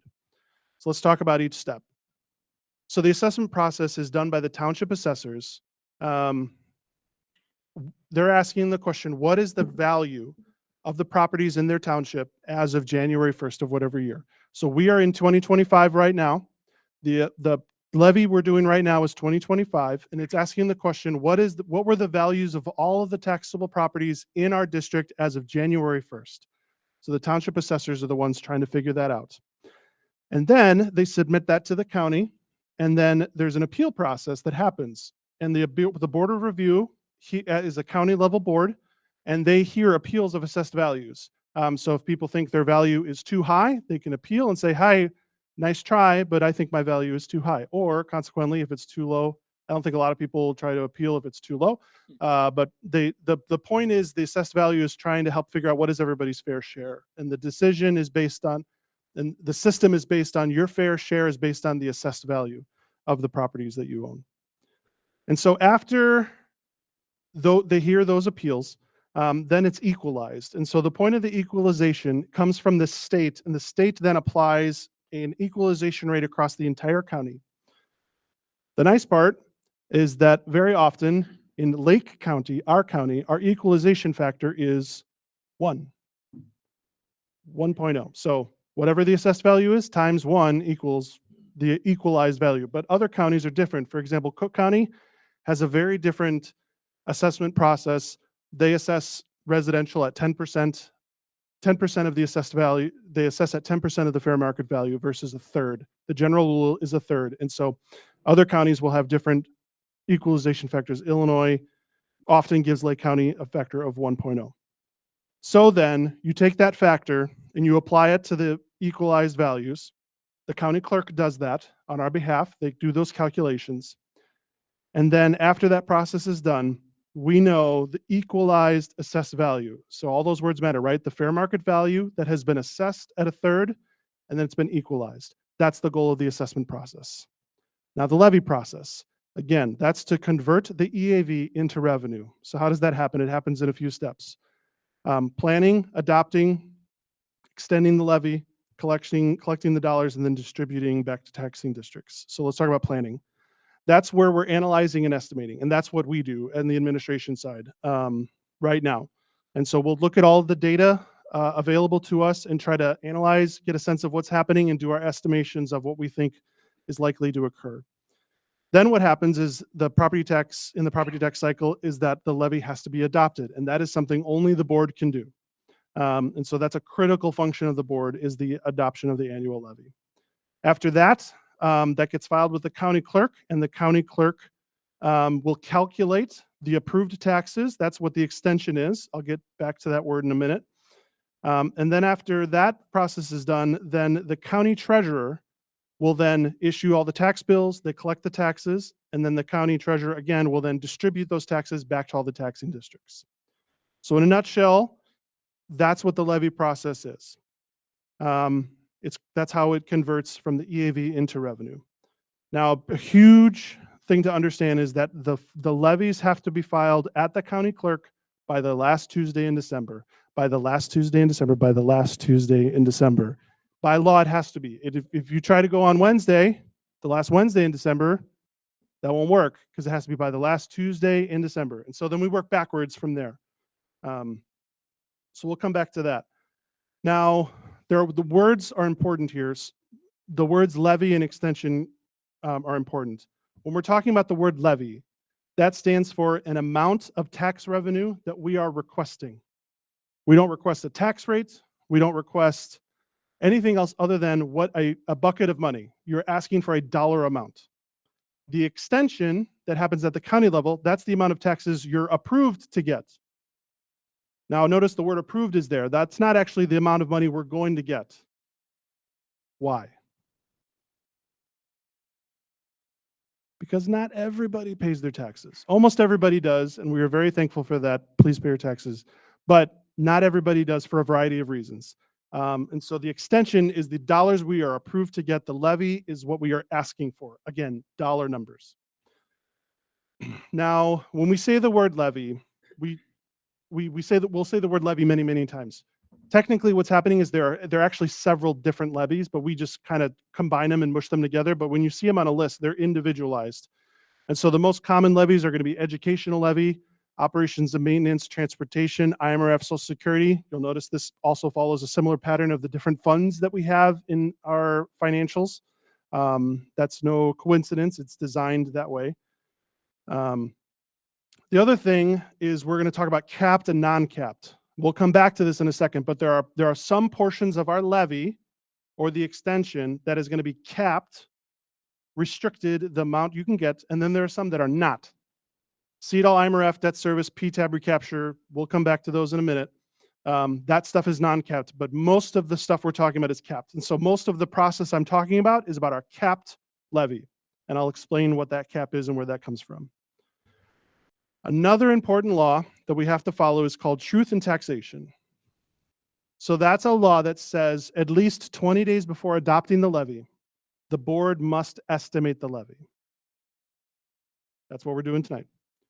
If the estimate of what we're going to levy is more than 105% of last year's extension, so if we're going to ask for more than a 5% increase, then you have to have a public hearing. You have to by law. If you ask for less than a 5% increase, your hearing is optional. You can still have a hearing. You can have a hearing about anything you want, but the law wouldn't require you to have it. And not only is it required to have it, but you have to put it in the paper. It has a very, very specific form that it has to follow, very, very specific words you have to use. It gets very technical, but that truth in taxation is huge, and that's something we have to always comply with. So again, the property tax cycle is two processes that happen, the assessment process and the levy process. Now notice, in the assessment process, when did I mention the school district or the board? I didn't. We don't have anything to do with it. That is done at the township and the county level, but it's important for us to understand where that process is happening because the control the board has is on the levy. So here is kind of a mapped out version of this process. So the blue is the assessment process. And so that assessment process takes about 1.5 years to complete. So the assessment starts on January 1st. They will value the properties through roughly the first half of the year, goes to the board of review. Those get heard through the second half of the year, and then those get published. Then people can appeal. Then it goes to state equalization. We find out the final EAV in spring of the following year. So we will find out our EAVs in spring of 2026. But when did I tell you the levy is due? By the last Tuesday in December, our levy has to be filed. So that's an important mismatch of data here. The other thing is actually PTABs are appeals that can go to the state. So if it goes to the board of review and the owner is not happy with the finding of the board of review, they can appeal to the state. But the state takes a long time to process those. They're a few years behind still. So that can take a long time. All right, so that's a brief overview of what the property tax cycle is. Now we're going to talk about CPI. So CPI is another acronym that stands for Consumer Price Index. That comes from the Bureau of Labor Statistics, which is a federal Bureau of Labor Statistics. And here is the definition. It's the measure of the average change over time in prices paid by urban consumers for a market basket of consumer goods and services. Easy, right? Let's take what this means. So a market basket of consumer goods and services. So the Bureau of Labor Statistics will look at these things that are listed, figure out those costs. So they put a basket together of food, beverages, housing, all these things together in a market basket of goods and services. And then they're asking for what are the prices paid by urban consumers. So what happens is the Bureau of Labor Statistics literally sends people out. They go to businesses, they call them, they go on their website, and they find out the prices that people actually pay for all of these items. It's a really fascinating process. They figure out those prices. And then what they try to figure out is this basket of goods, how did those prices change over time? All right? So that basket of goods costs a certain amount, and particularly what we're looking for in the levy process is how did it change from last December to this December? Or last December to the December before. That's really the measure we're talking about. So does that make sense? Measure of the change over time, prices paid by urban consumers for a market basket of goods and services. Here is the index. Now it's an index, consumer price index. It's similar if you think of like the S&P 500 index, like that you might hear about on the radio. What that is all of the prices for the top 500 companies multiplied by some number that we don't know, and then they get an index. And then how that index changes, it goes up 5 points, it goes down X number of points. That's the index. That's what CPI is an index. And so you can see how that index has changed over time. But really what matters is the percentage change in that index. So let's take, for example, in December of 23, this is the data that will matter for our levy right here. In December of 23, that index was 306.746, okay? The following December, that index was 315.605. The percentage change between those numbers is 2.9%. That's what people mostly call CPI. So it's actually, when we say CPI, we actually really mean the average change in CPI from last December to the December before. And so you can see here a number of several years of history of the December to December changes in CPI. This is the thing that affects our levy more than anything else. And I'll explain how that does. But if you try to look at an average, you can see there's an average roughly somewhere between 2.5 and 3 if you kind of try to draw an average line over there over the last several years. And so 2025 is not there because 2025 is not over yet, and we don't know. But we can see it's come down over the last several years. Essentially, CPI is the rate of inflation, the change in costs of goods and services, prices paid. The 10-year average is about 3%. So it's a benchmark that I update every year to kind of see. We've been seeing this average increase over the last few years. This is the annual change in CPI month by month over the last several months and a few years. And you can see inflation has really come down since the height of the before times that I'm not going to mention. But we've seen it really smooth out. But it's still hovering somewhere between 2 and 3%. And the question is, what is going to happen? We don't know. But that's where we can see. But the only thing that really matters for the levy is that December timeline. What is it in December? That's the only thing that matters in terms of the levy. So that's what CPI is. Consumer Price Index, rate of inflation based on December. Now, we'll talk about how does CPI actually limit it with PTEL. So PTEL is a law.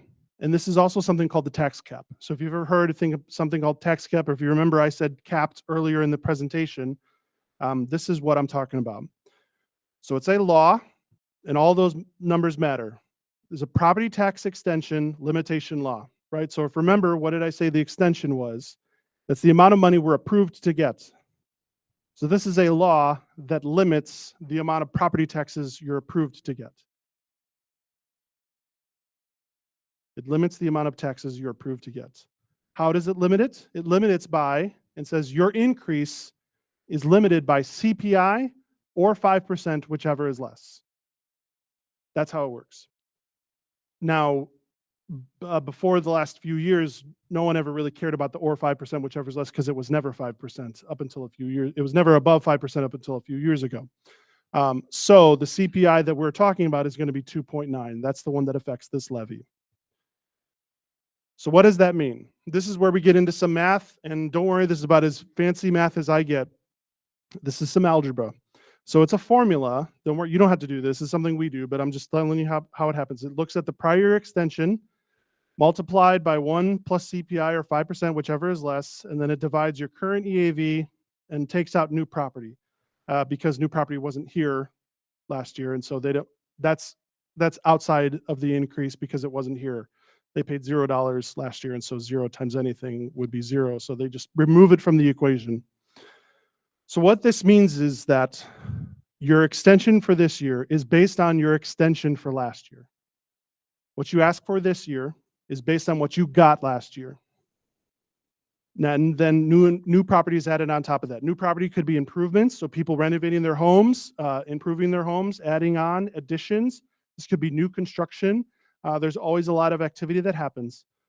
But the key idea is PTEL allows you to maintain buying power in terms of the increased costs up to 5%. It won't go beyond that. So the periods of 6.5 CPI or 7 CPI, it's going to cap it at 5. And that's something that we've lived through already. So because this is a formula, there are 4 variables in this formula. There are 2 we know about, and then there are going to be 2 we don't know. So the 2 we know is we know what CPI is. It's 2.9. We knew that back in January. We also know what our extension was last year because that happened in the spring. But what we don't know yet is what the EAV will be, because we won't know that until next spring. And we won't know what new property is until next spring either. So we have to guess. And we try to make educated guesses based on information from the county and talking to the assessors and things like that. Now, going back to the non-capped, so we were talking about how it is capped. There are 3 different parts of an extension that are not capped: CEDAL IMRF, debt service, and PTAB recapture. So CEDAL IMRF is Special Education District of Lake County. So that's the special education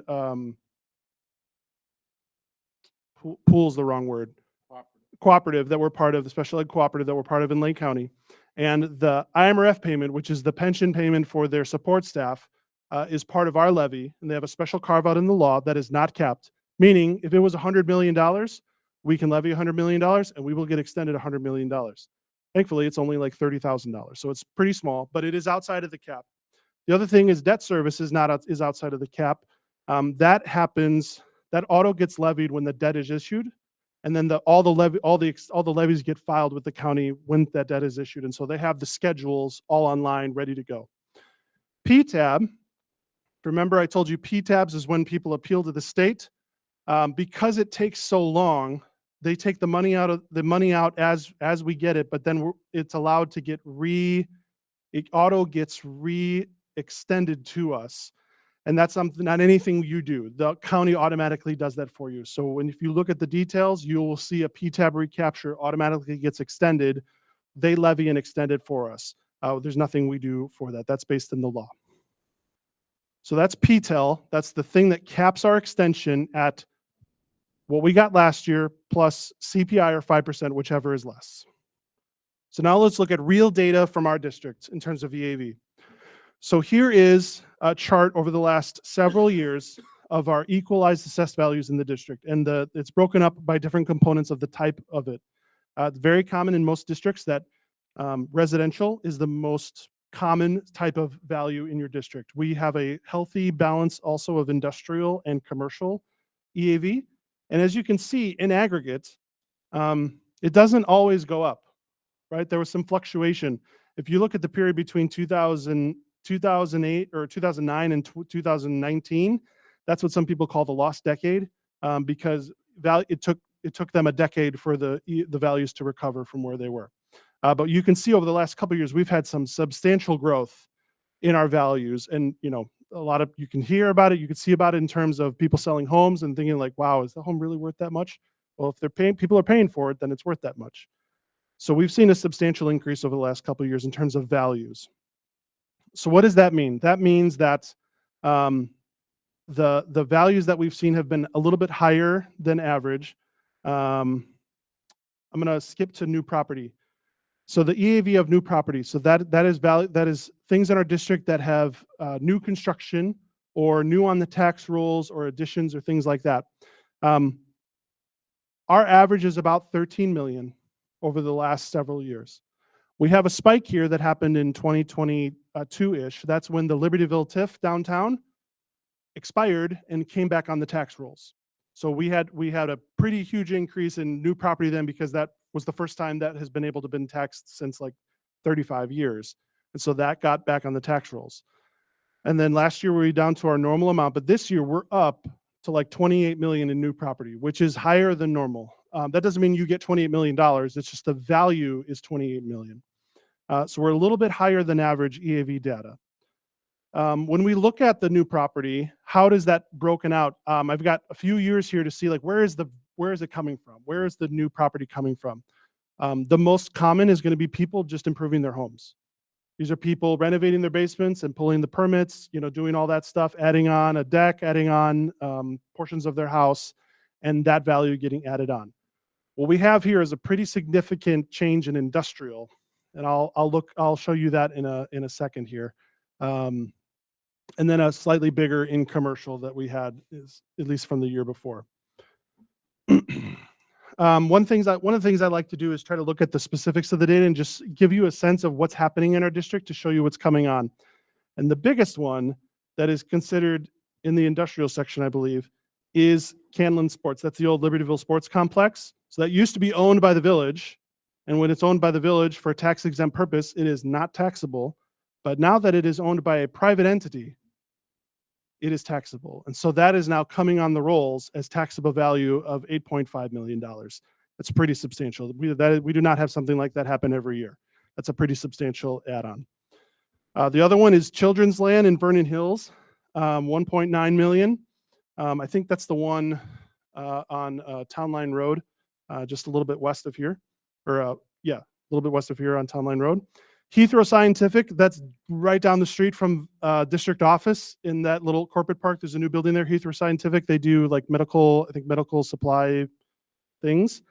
So 2.7 million. And then the Springs at Mundelein, that's that apartment complex that's right on Butterfield. A portion of that is in our district, and so that's coming on too. So those are some of the bigger things that are happening in our district. And so that's what's happening on the values. So the values we're seeing going up around 6.5% for next year. So now let's talk about the levy, our real dollars for our levy. Here is the history of our extension. Again, the dollars were approved to get over the last several years. And you can see there's two kinds, non-capped and capped. Non-capped is very, very small from what it used to be. And I'll explain what that means in a second. But you can see the capped levy too increases pretty steadily. But if you look closely, it doesn't always increase. Something happened in 2014 that I'm going to talk about in a second. One thing that, if you remember from non-capped, is debt service extension. We have no debt service extension because we have no debt. We have had no debt for nearly a decade at this point, which is not all entirely that common amongst districts. Most districts have some form of debt, but we have been debt-free for about the last 10 years. And so there is no debt service extension on our tax bills. It's not there in our tax rate sheet. So that has been zero for several years. And you can see a little can't think of the right word, volatility in a few of those years. That's when the board decided to abate some of those taxes. So they had fund balance. They decided, rather than have the tax go, we're going to say, hey, don't tax quite as much, and we're just going to pay that debt payment through our existing fund balance. And so they did that for a few years. They had zero, and then they had just the rest for the following year. And then there's been nothing since, because we've been debt-free for about a decade. The other thing that happened in 2014, if you looked at that little dip, is the board made the decision to reduce their levy in 2014.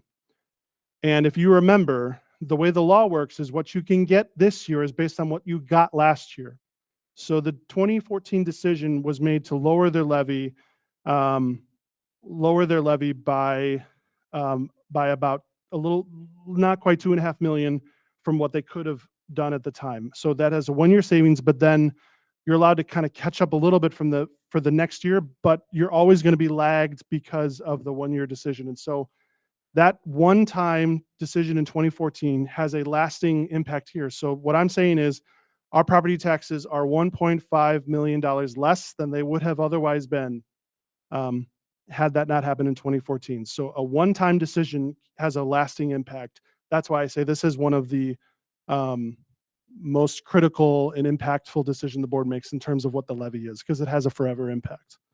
Each year does. So back to the real numbers. So we know CPI is 2.9. We know our prior year extension, 99 million. But what we don't know is EAV. The best data I have from the county says the existing EAV is going up about 6.5%, which is a pretty big increase still. And then 28.9 million in new property. I looked at those numbers look legit to me because I've looked at each of the properties that are listed. So in terms of the estimate, when we run it through that calculation, we're estimating that the capped portion of our levy, of our extension, is going to be 102 million. That means an average increase of 2.9% for existing homeowners. Now, that doesn't mean everybody's taxes go up by 2.9. It means everybody's taxes go up by 2.9 relative to their own change in value.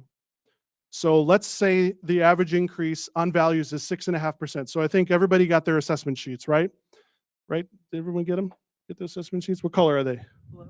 Blue? All right. You got your blue sheets. If you look at your value, if your value went up by more than 6.5%, then the taxes might go up by more than 2.9. If the value went up by less than 6.5%, the increase for that individual owner might be less than 2.9.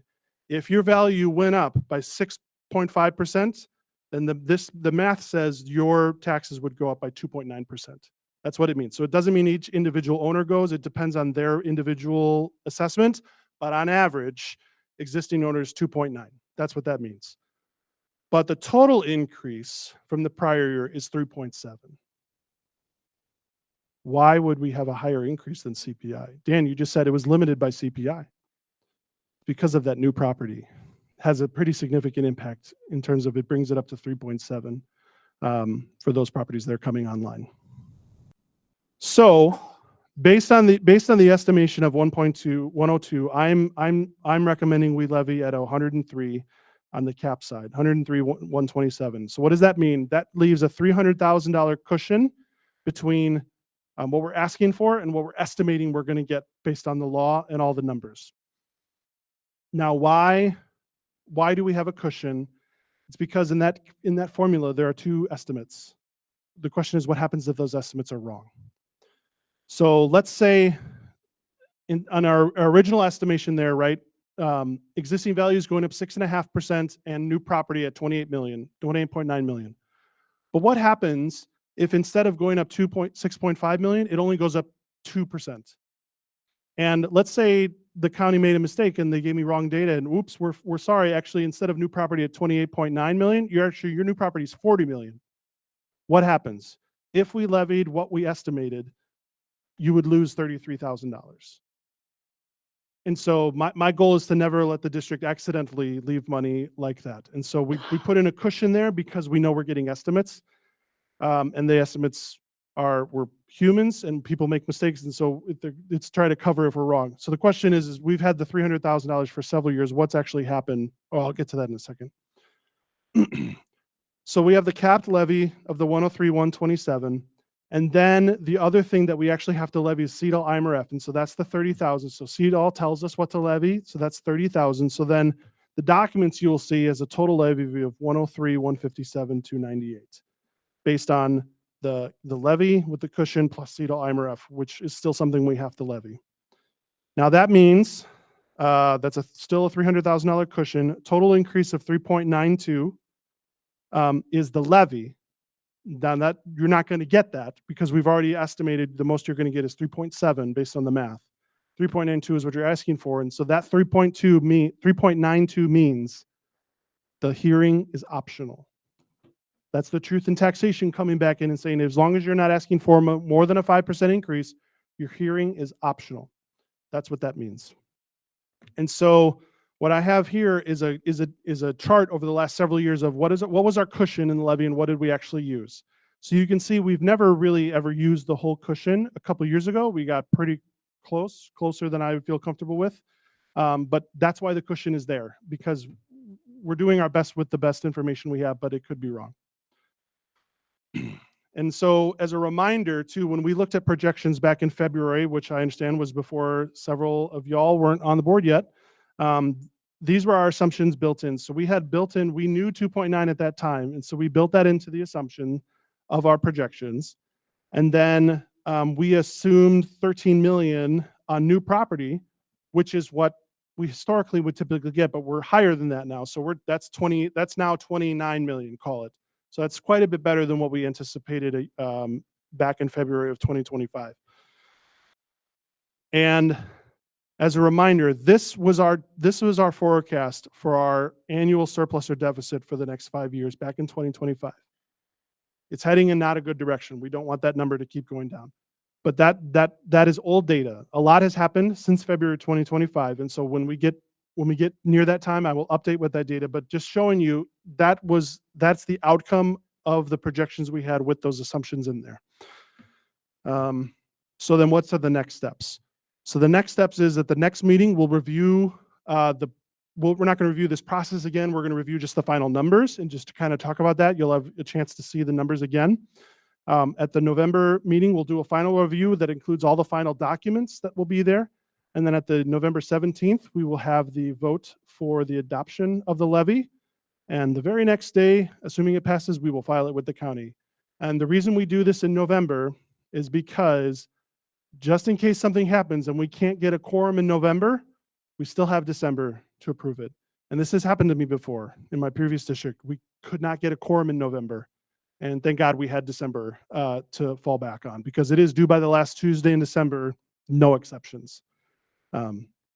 So that's the process. So hopefully you get a better understanding of where districts get funding from, and it's particularly where does District 128 get its funding from, understanding the property tax cycle, CPI, inflation, 2.9, PTEL, caps our increase at CPI, the EAV data, our values are going up, the levy at 3.7 is our expected increase based on the outcome, and so that's the numbers we're looking at. So thank you. That's the long version of this, but hopefully you have a better understanding. And at this point, any questions? Remind me again, when is it due? Last Tuesday in December. Can I pass out the quiz now? Yeah. When is the levy due? Thank you That's the one. for that wonderful presentation. And I must say, I was here last year and a lot went over my head, but this was a lot better. Every year I get a little better. Thank you much. Mhm. Appreciate it. Makes more sense. Dan, if you'll go to slide 63 with the February 2025 projection assumptions, looking out 5 years. Which one? The one with the green bars. Is I don't have the same page This number is that the you one have. Second to where- last slide. Second to the last. This one? There you go. One. Yeah. Looking out 3, 4, 5 years, where are you coming up with those deficits? How is that being calculated out? So in order to answer that, I'd have to give you my report from February 2025 that walks through all of those. So that is built on a lot of assumptions and projections based on historical trends, kind of where we're heading, things like that. So to really answer that question, there's a significant amount of information that goes into that I couldn't distill for you, other than to say the trend is our expenditures are trending to increase faster than our revenues can keep up with it. And eventually you run into a problem. And so that is what the projections showed at February 2025. It will look different now when I redo this next February, for sure. We've made a lot of positive strides in that. And so the goal is to not let those negative things happen. That's what we're trying to avoid. So. And I thought that's what you were going to say, but I wanted to make sure my assumption was correct. Yeah. And I just want to share this with the board and the administration. And using your terms, that obviously we're heavily reliant on property taxes, Yeah. and that's primarily residentially driven, correct? It is. So if you look at the EAV in terms of that chart that had EAV, residential is our biggest chunk, which is very typical in most districts. And obviously a brunt of our responsibility is fiduciary, and that we need to be good stewards. And Yes. I recognize we've come out of COVID, Mm. and we've also had recent interim leadership. But I would challenge the board and administration that we look at normalizing our operations to create greater efficiencies throughout the whole school district. And to make sure that that unintentional creep that has happened for a lot of organizations over the past 3-5 years, that we stop that as much as possible to help from the expense side, not only for the sake of taxpayers, but also for the sake of bringing a more efficient school district for District 128. That's my challenge to all of us. Yeah, and that is going to be a lot of the focus of the projection data that when we do this in February of 26 is to show that, because this is really about the money coming in. The next question is then there's a lot of discretion there's very little discretion the board has on money coming in. There's very lot of discretion on the terms of the board on the terms of money going out. And so it'll be important to understand what money is there that goes out, what are the types of money that goes out, what some things are already set in terms of contracts that we have in place that are already going to be set that'll dictate where a lot of this money is already going to be going. But that's part of the conversation of the financial projections. I just close by saying I challenge all of us to strive for that operational efficiency. We have a new leader in place. We have new board, good people all around. And for the sake of the taxpayers, let's do what we need to do. And I agree with Joe there. Very important points. And I think, but again, I had the same thought that revenues will keep coming. And as you noted, that there's a belief that our expenses will exceed our revenues. So every time we talk about seeking more revenue, we should also try to complement that with seeing how we can get more efficient, either to offset the increase in revenue or to make the whole organization little bit more efficient. And the reason I say that is in your projections, the slide before this, we are making a projection that there will be 13% more construction revenue or new what was the word? New property. New property revenue that would come up, and that may or may not pan out. So this year, based on the projections, we are lucky that we are looking at 40 million in new, not revenue, in new taxable revenue or taxable properties. Yep. So again, we have to be aware that, God forbid, that there's no construction, it's a freeze or something that happens in the next 2 years or 3 years. How are we going to manage those? So again, food for thought for all of us, not just you. All right, anyone else? All right, thank you. Moving on to fiscal year 2025 budget performance. Sorry, 1 second. All right, I think we're done here. Yeah, so there's no slides, but just a report for you on the budget performance. So this we like to do once we close the books. Our books were a little bit later in closing this year because we upgraded our financial software to the newer version of the software we had. And so that is not a great time of year to do that close to the end of the year, but there's never a good time to do it because there's always something. And so I just wanted to give you a brief report. Overall, we feel pretty good about what's happening. So if I just zoom out, there's a report that gives a little bit more detail, but if I do a zoom out report, a zoom out perspective, on the revenue side, if you think of those three sources, local, state, and federal, we were pretty darn close. Overall revenues coming in at 101% of budget. And so we came in over budget by 1.2 million. The biggest chunk of that is going to be interest income was a lot higher.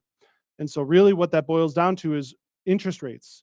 Short-term interest rates were a lot higher for a lot longer than what we anticipated. And so you got to remember when we're budgeting, we're doing this in the spring. and we're trying to predict what our rate's going to be 15 months from now. It's really hard to do. It's hard to predict anything right now. And so I didn't want to assume that our revenues would stay that high, that interest rates would go down. We start to see them come down a little bit. The question is what's going to happen in the future? We still don't know, but that's what happened on the revenue side. On the expenditure side, you'll see some things were extremely close. Salaries, we were at 100.1% of budget. Benefits at 100.3% of budget. Those are extremely close, and those are great. My goal is to try to get as close to 100 as possible, because like those are built from the ground up with real people. So that's not saying, oh, I'm guessing 10 million for these people. Like, it's every single person listed, every single benefit listed, everything priced out from the bottom up. And you can see there's other areas of our system that are higher or lower depending on various things. But overall, we came in at 99.9% on expenditures, which is as close as I have ever been. And that is closer than I feel comfortable going. Because there's a lot of things in there that were a little tricky. Like, for example, we had the interim superintendents last year. I only budgeted for one superintendent, not three. And so that was something that ate into the contingency. We've got some transportation things we need to look at on athletics and special ed in terms of matching the budget. Because the point of the budget is to be an approximation of what we think we're going to spend. And so the closer we are, I think the more accurate it is. And so then the more confidence we can have that say, like, when we say it's going to cost this much, it's actually going to cost that much. And so we're encouraged by that data. And so because of revenues going over by 1.2 and expenditures under by 150,000, the budgeted operating surplus of 870,000 turned into a surplus of 2.3 million. And so what that looks like, so that money goes into your fund balance at the end of the year. And essentially that's essentially what helps pay for the cafeteria project that we're doing, because this would not include the cafeteria project. This is about our operations. And so there's more detail there if you have questions, but overall we're pretty pleased, but it was pretty closer than I feel comfortable with.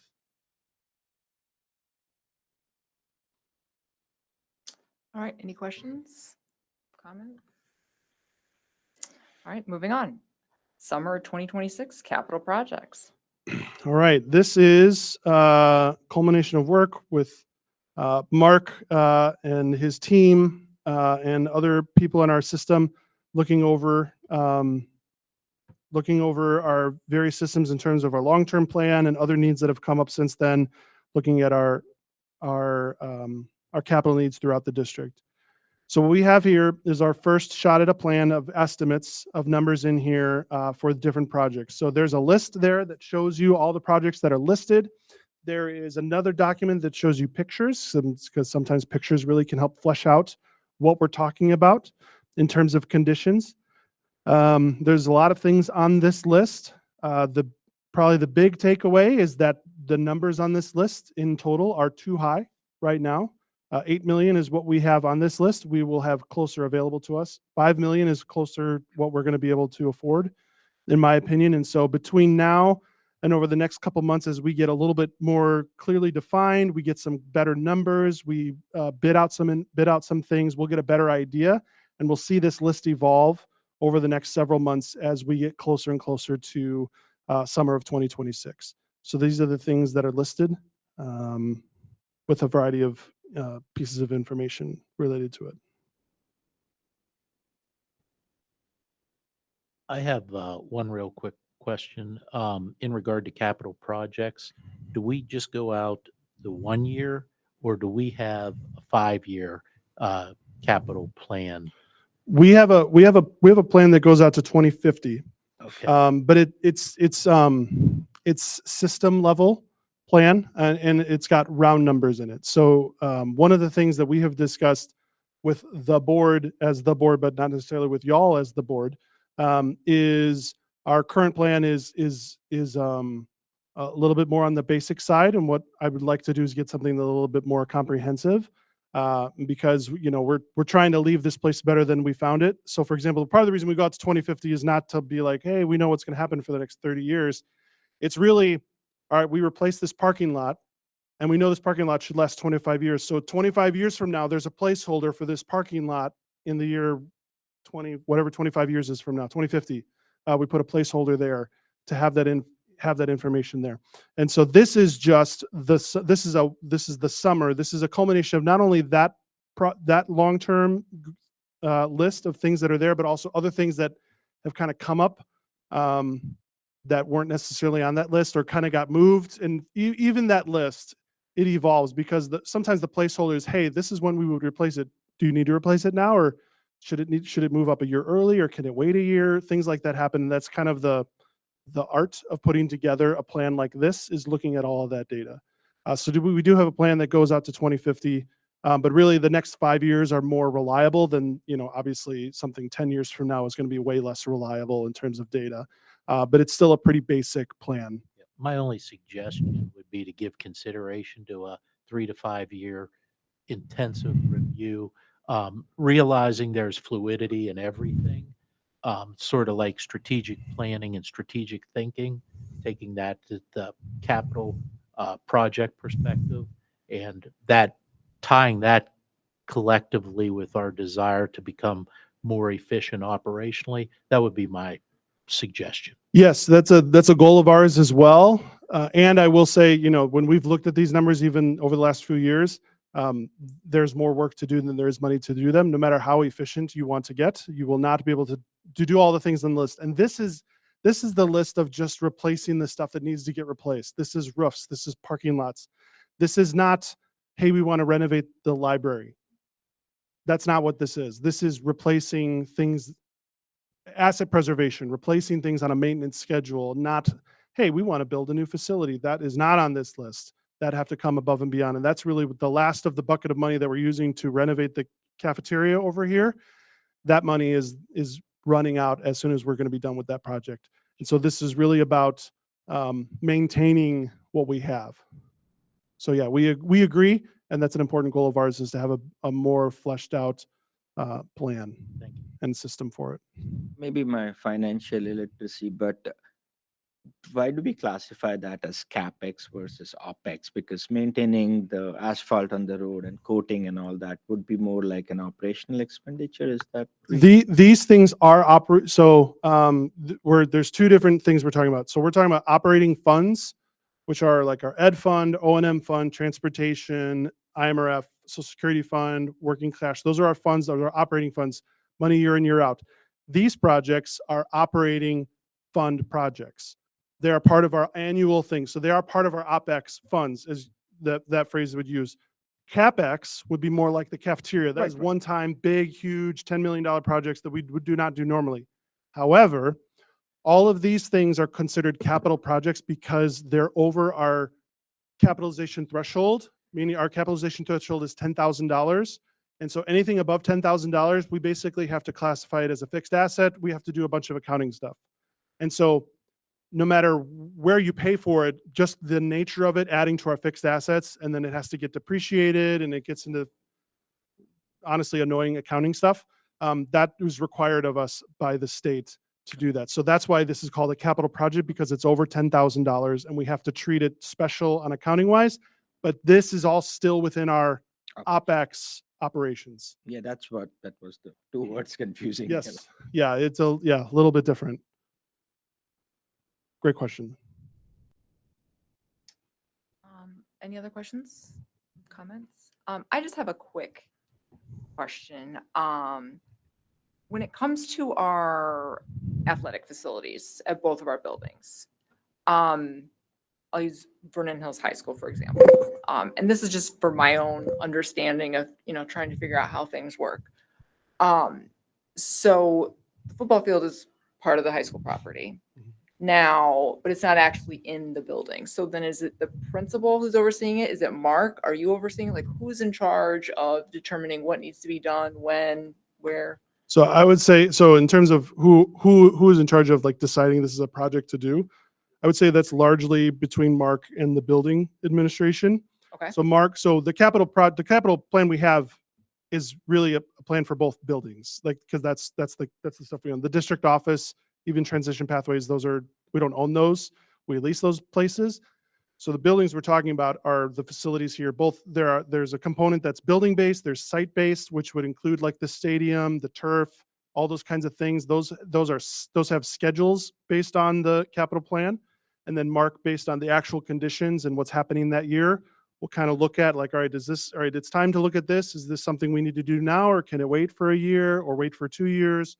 Or does something need to move up? So he will look at that and then coordinate with the billing principal to kind of do a check and kind of see what else is there or what else might be missing. Is that a fair summary? Yeah. Okay. Thank you. Mhm. Um, And when it comes to athletics, the athletic director would be involved too. Sure. Yep. Anyone else? All right, moving on to our disposal reports. Yeah, so we have a board policy that requires the board to approve disposals of anything that's above a diminutive value. And so we periodically will have things to dispose of. There's a semi-annual IT disposal there. So there's a whole bunch of stuff that's listed there that they dispose. And then we have choir robes that are also there that'll go for, that'll be on the consent agenda at the October 27th board meeting. All right, any questions, concerns, comments? Okay, moving on. Donation acknowledgements. Yeah, from time to time we receive donations, and so when we get them, we try to bring those to the board level for just a simple acknowledgement and like a thank you. And so you'll see these at the board meeting. It's not like you're voting to accept it necessarily. It's just a public acknowledgement. Usually is sometimes handled with the board president or the superintendent that just acknowledges the donation. So we have the copies of the letters in there as well to share. So that's. So just so you know, that's what's coming up at the October 27th meeting. All right. Any questions, concerns, comments? All right. Future agenda items.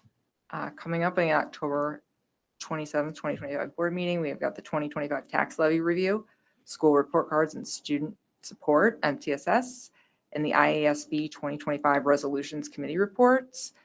And for the November 3rd, 2025 FNF meeting, we have the 2025 tax levy. And with that, I adjourn the meeting at 8:01 p.m. Do we need a quick break or can we? 5 minutes? Well, do we want to call it to order? Where are we going for a meeting? Are we going? Which, you're going to a classroom right kind of adjacent to this. Okay. But we'll come back here to begin the meeting and then we'll exit to there. Okay. So let's call it 8:10. We'll return here for the special board meeting. Currently on break.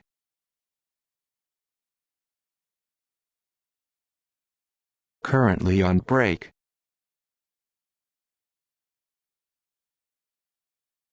Currently on break.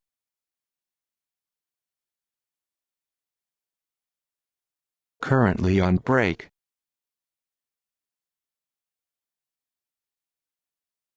Currently on break.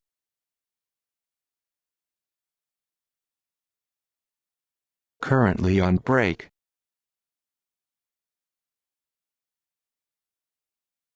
Currently on break.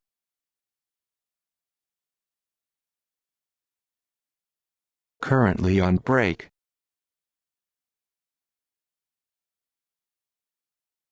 Currently on break.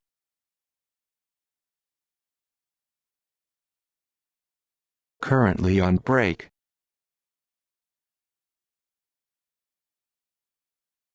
Currently on break.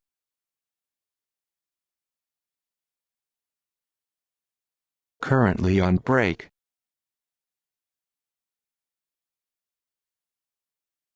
Currently on break.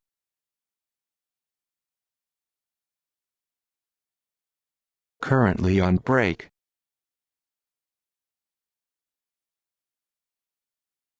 Currently on break.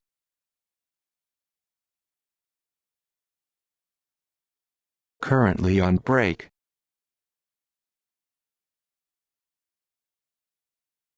Currently on break.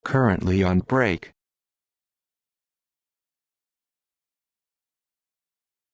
Currently on break.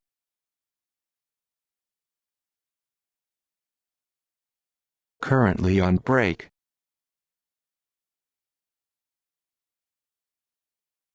Currently on break.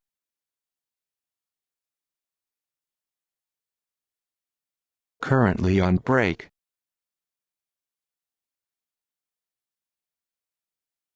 Currently on break.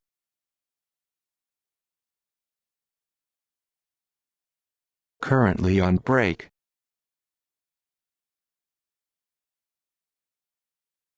Currently on break.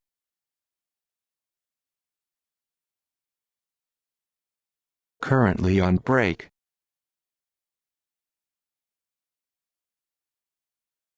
Currently on break.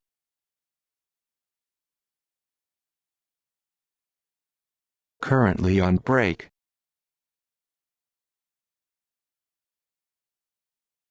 Currently on break.